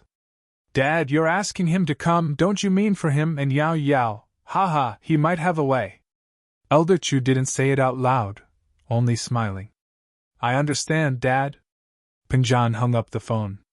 He didn't know why his father wanted him to go find Lin, but he couldn't understand what Lin could do in a situation like this. Lin wasn't a shareholder of the company, and he didn't have any shares in his hands. Lin wouldn't be able to interfere with the company's board of directors meeting, but since Elder Chu had asked him to look for Lin, Pingzhan could only give it a try. Pingzhan really didn't expect that a business tycoon like him would fall into the trap of his father's old friend's son. Had he really been too kind? Perhaps his father was right if he'd acted decisively when he'd first discovered the problem. Perhaps this wouldn't have happened today. Some of the shareholders would have criticized him for not caring about his father's feelings, but it was still better than being at his wits' end. After some hesitation, Pingzhan turned to Li Fu. "Go to Yao Yao's villa?" "Yes, Mr. Chu." Faubert sighed. "Mr. Chu, don't be too hasty. If Elder Chu said that Lin has a way, then he should have a way." "I hope so." Pingzhan nodded. Lin parked the car in front of Ming Yao's villa, and saw a Bentley turn in behind him. It was Faubert's car. Lin got out of the car, but didn't enter the villa. He waited for Faubert's car to park, and Pingzhan got out of the car. Pingzhan didn't expect Lin to just come back. He looked at the van Lin drove, surprised. "Your car?" "Oh, I helped Leishan catch a fugitive, that Heibao." Lin didn't hide the truth. "It's Heibao's. I got the license plate from Lingshan this afternoon." Pingzhan nodded. He didn't expect Lin to have built up his own network in Songshan without anyone noticing. The fact that he was able to get the car from Lingshan meant that the two had a close relationship. Uncle Chu has something to discuss with you, Peng Zhan said with a pat on Lin Yi's shoulder. He didn't want to waste time on the car. Oh? All right, let's talk inside, Lin Yi said as he locked the door. Peng Zhan hesitated. Why don't you get in my car? Lin Yi paused, but understood immediately. He nodded. Okay.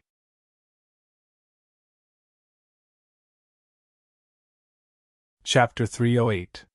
Leave It to Melanie followed Peng Zhan into the Bentley, who lit up a cigarette and handed one to Lin Yi. Lin Yi waved his hand. I'm not addicted, I don't like smoking. Peng Zhan didn't mind as he passed it to Faubert casually. Uncle Chu's in some trouble. Peng Zhan didn't know why his old man wanted him to go look for Lin Yi, but he couldn't understand why Lin Yi would care about company matters other than protecting Meng Yao. Lin Yi didn't have any experience in this, did he? It's about the company, isn't it? Lin Yi didn't wait for Peng Zhan to finish, guessing that the only thing Peng Zhan was worried about right now was the company's business. Yes, it's about the company. Peng Zhan nodded, not hiding anything. He wasn't going to hide anything since he was looking for help. The second and third largest shareholders of the company have teamed up, and all the board members who are on good terms with them are on their side. They're planning to hold a board meeting to elect a new chairman. Peng Zhan nodded, not hiding anything. Lin Yi waved his hand. Uncle Chu, you don't have to go into the details. I don't know much about company operations, but there's one thing I want to know right now. Will these two be a threat to your position in the company? Yes, they've been in the company for years, and they have a certain amount of connections. Some of the board members are on good terms with them, and I'd lose for sure if they teamed up, Peng Zhan said. Lin Yi nodded, furrowing his eyebrows as he fell into deep thought. Peng Zhan didn't disturb Lin Yi, since he'd never come into contact with company matters before. He needs some time to digest what he just heard. Unexpectedly, Lin Yi asked a strange question all of a sudden. The second and third largest shareholders you mentioned, what's their relationship like before? Before? Peng Zhan paused, a little angry. From what I've seen before, their relationship wasn't that good. You know that the three major shareholders of the company, myself included, have a certain amount of power in the board of directors. There's no such thing as someone fawning over someone else, so from what I've seen, their relationship has always been tense. But I don't know why, but at the board meeting on Sunday, the two of them actually teamed up. This is what caught me off guard. It turns out that the two of them have been colluding with each other. Heh. Lin Yi laughed. Uncle Chu, you're too involved. The person involved can't see clearly? Peng Zhan paused. Maybe they didn't collude with each other long ago, but only temporarily? Lin Yi shrugged and continued. Of course, this is just my guess. There's definitely something fishy going on. I think there's definitely a secret that no one knows about. Peng Zhan nodded. You're right, but it doesn't matter when they started working together. What's more important is how do I deal with them working together? Ha! Why deal with them? Lin Yi smiled. Uncle Chu, haven't you thought about splitting them up, making them fight amongst themselves, or even inciting them to betray you? Lin Yi hadn't run a company before, but the most common way to deal with his enemies was to divide and destroy them, or to incite internal strife and let them kill each other first. Of course, instigating defection was also a good way. Oh? Peng Zhan paused. He'd been thinking about how to deal with Jin Gubang and Xie Guangbua's team. He'd never thought about splitting them up, inciting them to betray him, or inciting them to fight amongst themselves. Tell me about these two shareholders. Who's the leader? Lin Yi asked. Jin Gubang and Xie Guangbua are the two major shareholders. Jin Gubang's the one I've been trying to deal with. He's the reason why Yao Yao was attacked a couple of times. I was actually planning on using the theme park incident to cause trouble for Jin Gubang during the board meeting on Sunday, but Xie Guangbua jumped out of nowhere. With that, Peng Zhan explained the situation to Lin Yi. Old Xie doesn't speak or speak much, nor does he fight for power. Who knew that he'd be working with Jin Gubang this time? Pingzhan's introduction. Lin Yi had a better understanding of the two shareholders of the company. This Jin Gubang was the leader this time, and getting him to defect was basically impossible. This Xie Guangbo that Pingzhan was talking about was the key to solving this problem. Just as Pingzhan had said, Xie Guangbo's behavior was completely different from his usual self on Sunday. There had to be something fishy going on, so Lin Yi decided to start with this person. Alright, if that's the case, leave this to me, Uncle Chu. I'll take care of it. Lin Yi nodded. Where does Xie Guangbo live? Xie Guangbo? You're not planning on killing people and robbing them, are you? Pingzhan paused as he looked at Lin Yi worriedly. Don't worry, I won't kill Xie Guangbo. Lin Yi gave Pingzhan a reassuring smile. Killing him is the only way to solve the problem once and for all, but according to what you said earlier, I'd rather kill Jin Gubang than Xie Guangbo. Since I've set my sights on Xie Guangbo, I can't do something like that. Naturally, it wasn't that Lin Yi hadn't thought of killing Jin Gubang, but he didn't want to bring unnecessary trouble to Pingzhan. Jin Gubang, no matter what, he was still the second largest shareholder of Pingzhan Industries. The death of a small fry wouldn't be a big deal, but the death of a shareholder would definitely attract attention. Lin Yi still wanted to live a peaceful life in Songshan, so he didn't want to cause any trouble for now. That's good. Pingzhan nodded. Xie Guangbo's house is in the Qianhua waterfront district, in the private villa area F. The 6th villa is his house. I understand, leave it to me, Lin Yi said. I'll go talk to him now. Be careful.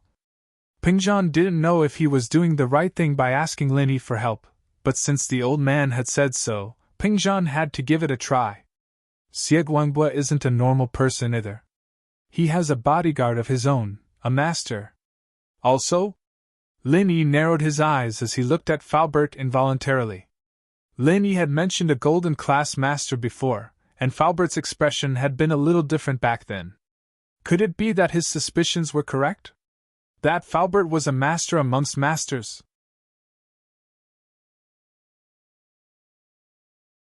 Chapter 309.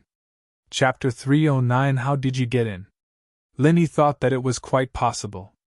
If Faubert really was Pingzhan's bodyguard, then he had to be a physical practitioner, just like Wu Qintian. While he was a practitioner, he didn't have any qi in his body because he trained in physical arts. Lin Yi wouldn't be able to sense the qi in his body, nor would he be able to tell what level he was at. As a result, Faubert was a little mysterious in Lin Yi's eyes. Being able to stay by Pingzhan's side for so many years meant that a kid like Wu Qintian couldn't be compared to Faubert. Just how strong was he?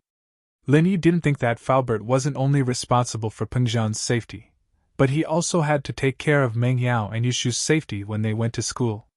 Lin Yi didn't know if anyone had tried to harm Meng Yao or not, but judging from the fact that Meng Yao and Yushu were still alive, Faubert had to be pretty strong.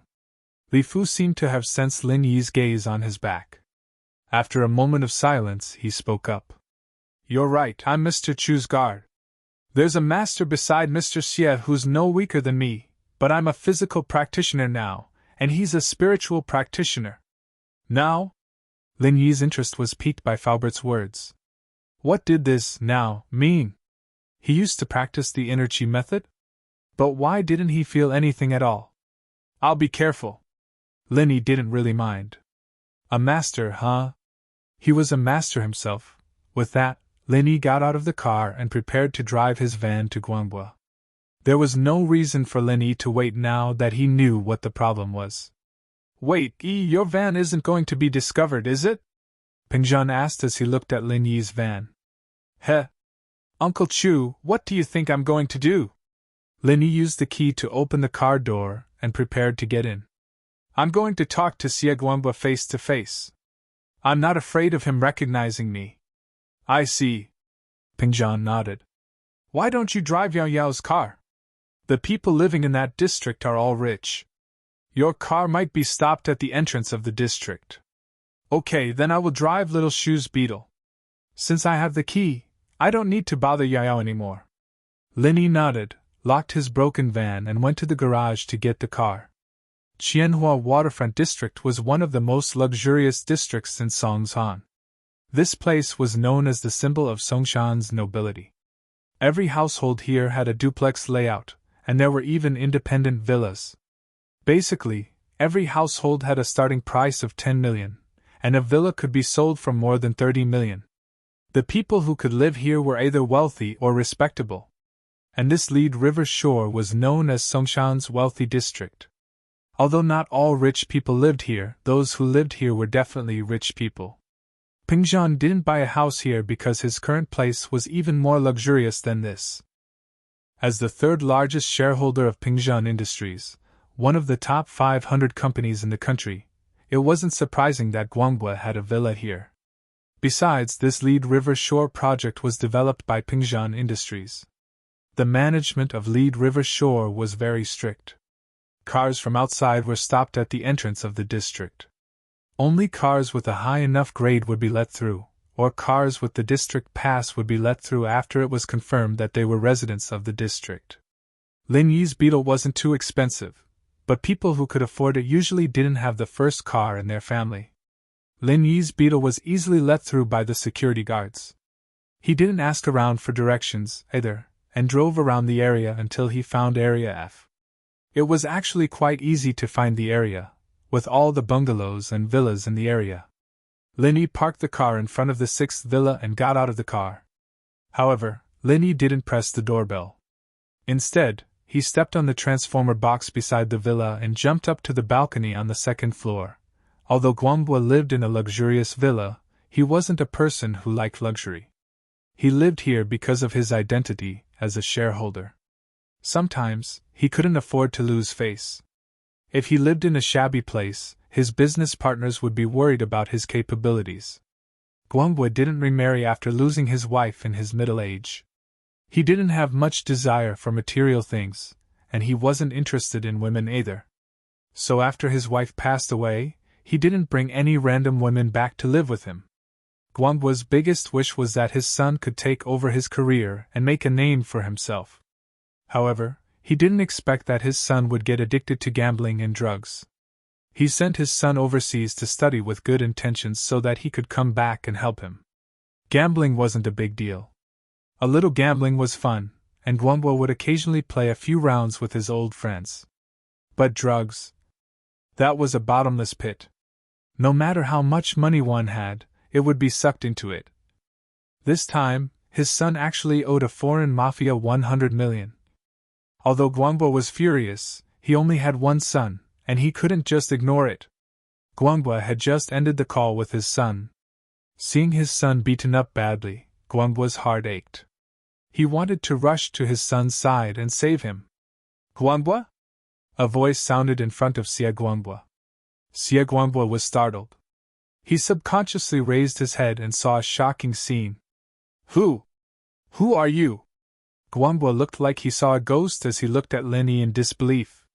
He had ended the call with his son and was in a daze for a while. Then, there was another person in the room. The reason why Guangbo was surprised wasn't that Lin Yi had snuck into his room without a sound, but that Lin Yi had gotten in. When he was on the phone with his son, Guangbo purposely locked the door from the inside to prevent the housekeeper and bodyguards from hearing what he said. The room key was in his hands, so how did this person get in? More importantly, how did he get in? There were nannies and bodyguards downstairs, and it was impossible for him to enter without alerting them. If it was a normal visit, the nannies would have notified him, and if it was an abnormal intrusion, the bodyguards would have stopped him. But this person came in and stood in front of him, and he didn't even notice.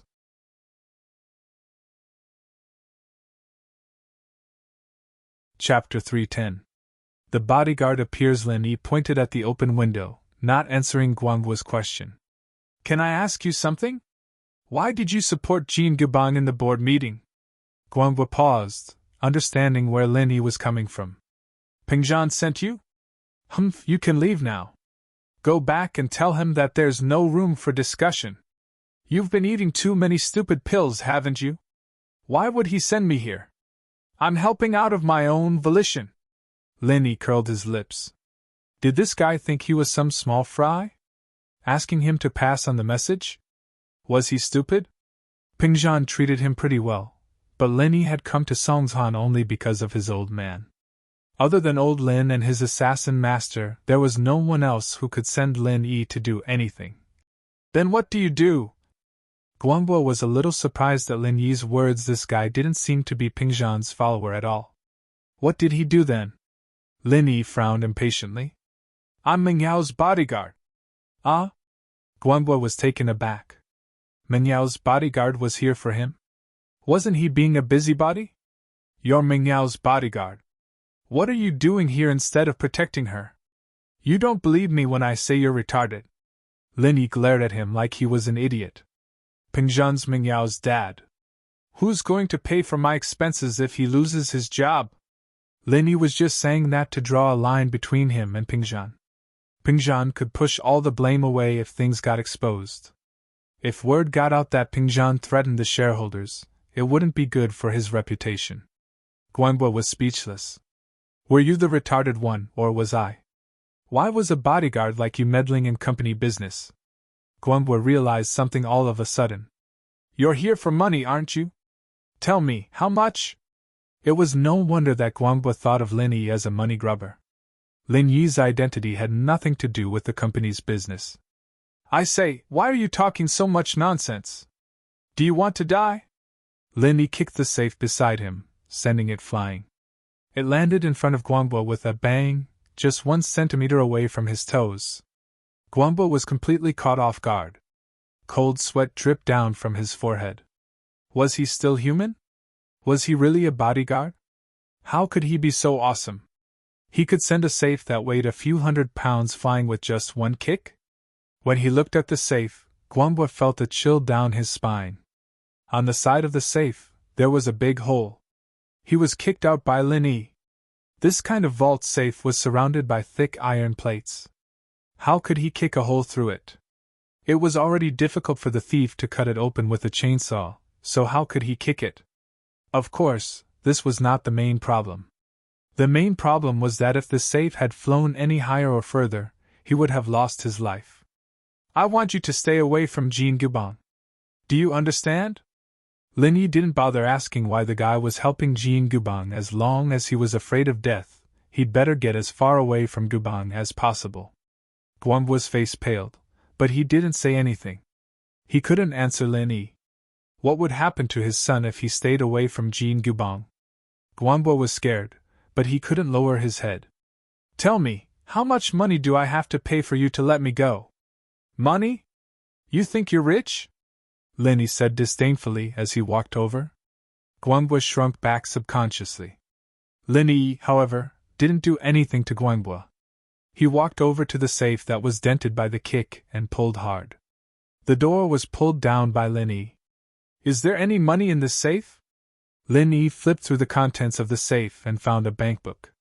He opened it, but Lin Yi was disappointed. There was a lot of money in the bankbook, 40 million, but it had all been withdrawn a few days ago. There's only a few kwai left in your bankbook. How are you going to give me money? Guangbo remembered that he transferred all his savings to his son a couple of days ago. Where would he have the money to give to Lin Yi? TSK, looks like you're in need of money. Is that why you agreed to Jin Gubang's request? Lin Yi tossed the bankbook aside and continued flipping through the contents of the safe.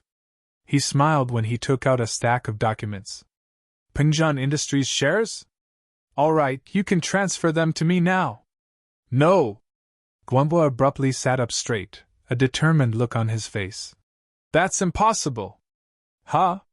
Is that so? Lin Yi tossed the shares to the side. Do you want your life or the shares? However, at that moment, the door was kicked open and a man rushed in. As soon as the man rushed in, he shouted, Mr. Xie, are you all right? As soon as he asked the question, he saw Lin Yi and tensed up. He'd heard the loud noise coming from Guangbo's room, and felt that something was wrong. He'd rushed up to see Lin Yi, as if he was facing a powerful enemy. The man was around 30 years old, with an unprepossessing appearance. He was the type of person who'd be easily overlooked in a crowd. This type of person was perfect for a bodyguard. Guangbo let out a breath of relief when he saw the man walk in, a relaxed expression on his face. He knew how strong a bodyguard was, and although Lin Yi was strong, he wasn't a match for this man. Huang, kill him! Xie Guanghua ordered the man who just came in. This person who could threaten his life, Xie Guanghua would not let him live in this world. Otherwise, the bodyguard could protect him, but it was impossible for the bodyguard to be by his side 24/7, especially when Lin Yi could sneak into his room without a sound. If there was a first time, there would be a second time. Guanghua was afraid of this kind of ability. If Lin Yi attacked him without alerting him next time, it would be difficult for him to escape. However, as he shouted, he'd already flown up and threw a punch at Lin Yi. Who are you? Ha! Lin Yi smiled faintly as he raised his fist.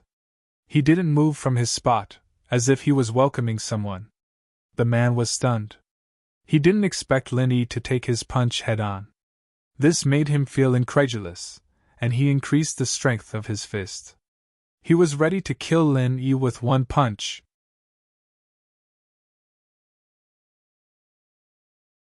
Chapter 311. More Than Life. Bang! A loud sound rang out, and Lin Yi didn't move an inch from where he stood. Huang, on the other hand, flew out in a straight line, landing on the wall in front of the room with another bang. The wall caved in, and the decorative picture frame fell to the ground, hitting Huang's head. Huang, however, was already unconscious, lying there motionless with a trail of black blood at the corner of his mouth. Lin Yi hadn't used his full strength, after all.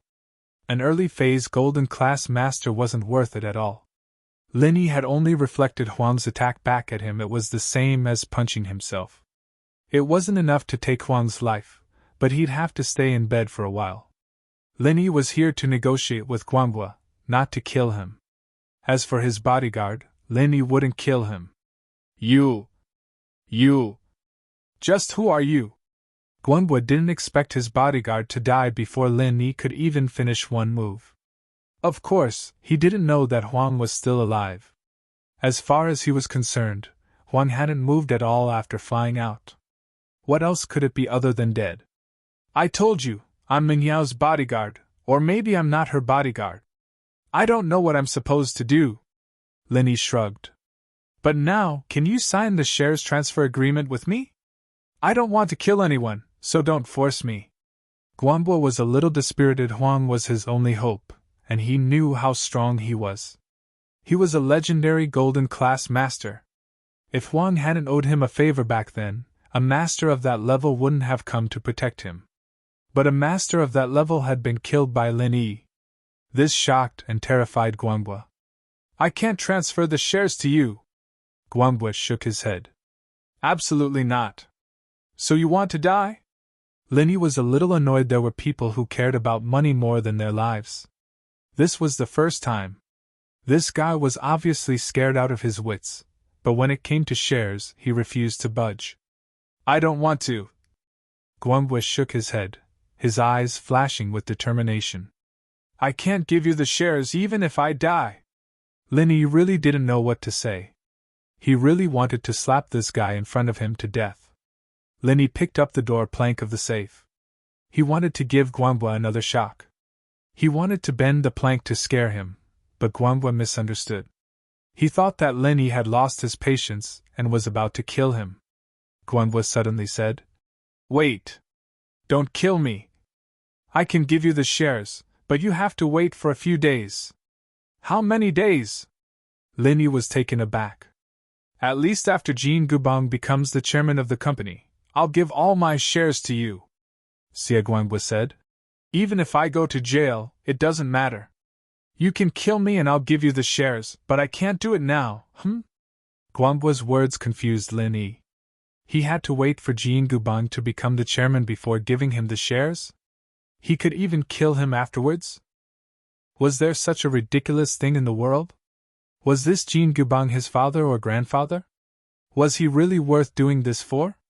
What did Jin Gubang give you? Lin Yi frowned. My son, he's studying abroad, but he got addicted to gambling and drugs.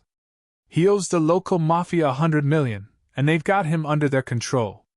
They'll kill him if I don't give them the money. Guanghua knew that if he didn't explain things to Lin Yi wouldn't let him go. He might even kill him in a fit of rage. Oh? You're saying that Jean Gubang paid for your son's debt? Lin Yi frowned. So that was the reason? Thinking of this, he couldn't help but smile bitterly. What a pitiful parent. In order to save his son, Xie Guangbo would rather die than to transfer his shares to him. But in order to save his son, he could give up his shares and life. No, he doesn't have that much liquid cash, and neither do I. Guangbo smiled bitterly. My son owes them US dollars. The 40 million I have in my bank account is just a drop in the bucket. But Jean Gubang has promised me that he'll let me use the company's funds after he becomes the chairman. Fuck! Lin Yi really wanted to curse this Jean Gubang was quite mean, agreeing to something like that. It seemed like he was willing to do anything to become the chairman, sacrificing the company's profits for this position. Where's your son? I'll bring him back, and you'll give me the shares. Lin Yi didn't use a questioning tone at the end, but a commanding tone instead. It was an unquestionable order. Guangbo blinked. What, you don't believe in my strength? Lin Yi narrowed his eyes at Guangbo. No, of course not. Guangbo quickly shook his head. What a joke! How could he dare doubt Lin Yi's strength now? Even Ah Huang was beaten to a point where he didn't even know if he was dead or alive. Strength like that was rare in this world. But as strong as he was up against a foreign mafia. Could he really bring his son back? Do you really think your son will come back safe and sound after giving them money? Lin Yi looked at Guangbo mockingly. Why don't you use your brain and think about it? Do you think they'll let a money tree like this go? Drug and gambling addictions are the hardest to kick. As long as he's still alive, you'll just have to prepare more money next time. Guangbo didn't deny it. He agreed with Lin Yi's words in his heart. This wasn't the first time his son had asked for money, but there were all sorts of reasons he'd come up with before, but none of them had asked for as much as this time. He'd offended some powerful people, he wanted to buy a car, his girlfriend ran away with someone. Guangbo told his son to come back as soon as possible after giving him the money, but his son didn't seem to listen at all. Now that he thought about it, Lin Yi was probably telling the truth. His son was using the money to pay off his debt and loan sharks. I'll give you 1 second to think. Do you want to die now, or do you want to bring your son back and give me the shares? Lin Yi looked at Guangbo as he slowly raised the safe. All right, 1 second's up. Wait. Guangbo quickly waved his hand. I agree.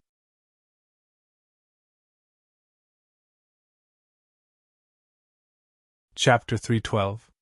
Yao Yao's complaint. Lin Yi looked at Guangbo and nodded, satisfied. He threw the safe down. Let's put off Jean Gubang. I'll get your son back in a week.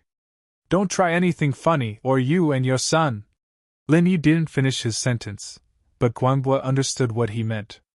Don't worry, as long as my son's fine, I'll cooperate with you no matter what. Guangbo had thought it through as well. Lin Yi really bringing his son back would be for the best. He'd have no shares and no money, but he'd be able to let his son live a hard life like a normal person. Without the money for drugs and gambling, his son might be able to walk the right path. I hope you'll do as you say. Lin Yi looked at Guangbo deeply, noticing that his eyes were clear.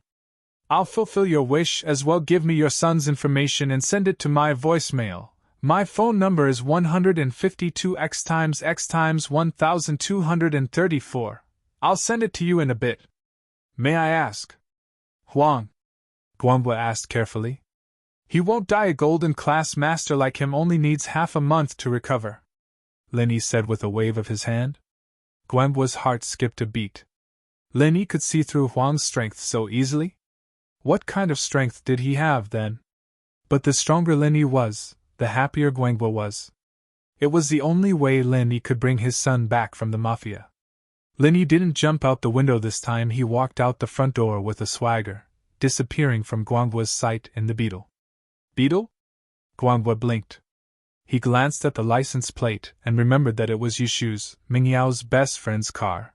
Was he really one of Mingyao's people? But Guangbo couldn't believe that a master like that would be Mingyao's bodyguard. How was that possible?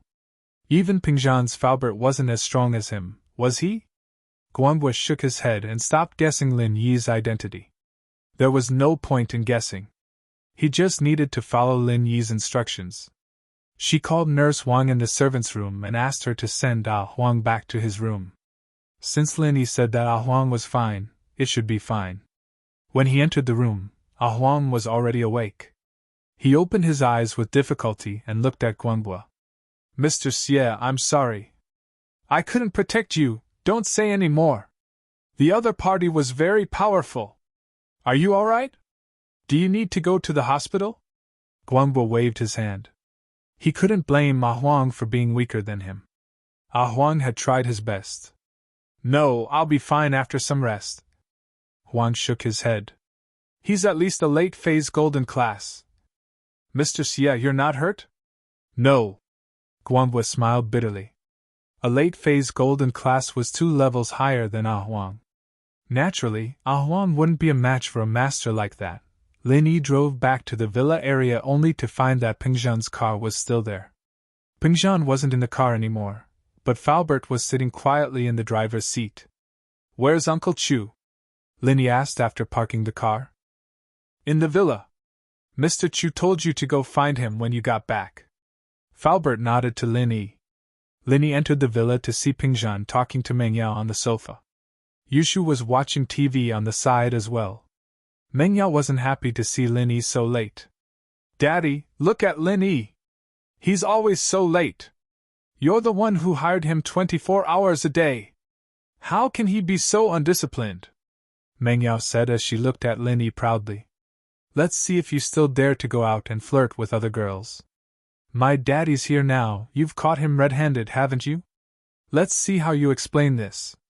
But to Meng Yao's surprise, Pingzhan interrupted before Lin Yi could explain. Yao, Lin Yi went to do something for me, don't talk nonsense. Plus, Lin Yi takes care of your studies during the day and stays by your side at night. What kind of work discipline is that? Can't he have his own things to do? Daddy. Meng Yao wasn't expecting to be scolded instead of Lin Yi. She glared at Lin Yi with an unhappy face. This guy. How could he be protected by her daddy like this? If it weren't for the fact that she was her mother's only child, and that her father wasn't a playboy, she would have thought that Lin Yi was her father's bastard. All right, Yi, come with me for a bit. Yeah, let's go to your room. Pingzhan didn't bother with his daughter. He'd been busy with company matters, and in order not to worry his daughter, he'd forced a smile on his face as he talked to her about her studies.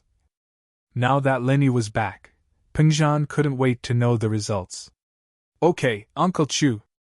Lin Yi nodded before entering his room with Pingzhan. Pingzhan was getting impatient the moment he closed the door. How did it go? What did Guangbo say?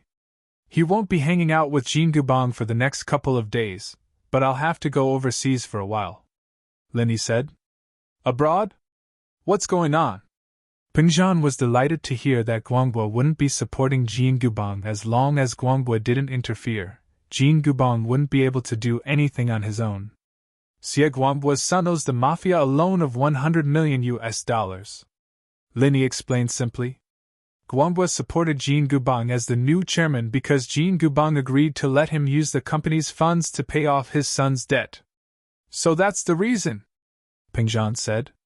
Then you're going overseas, bringing his son back in exchange, Lin Yi said casually. But don't worry, Uncle Chu.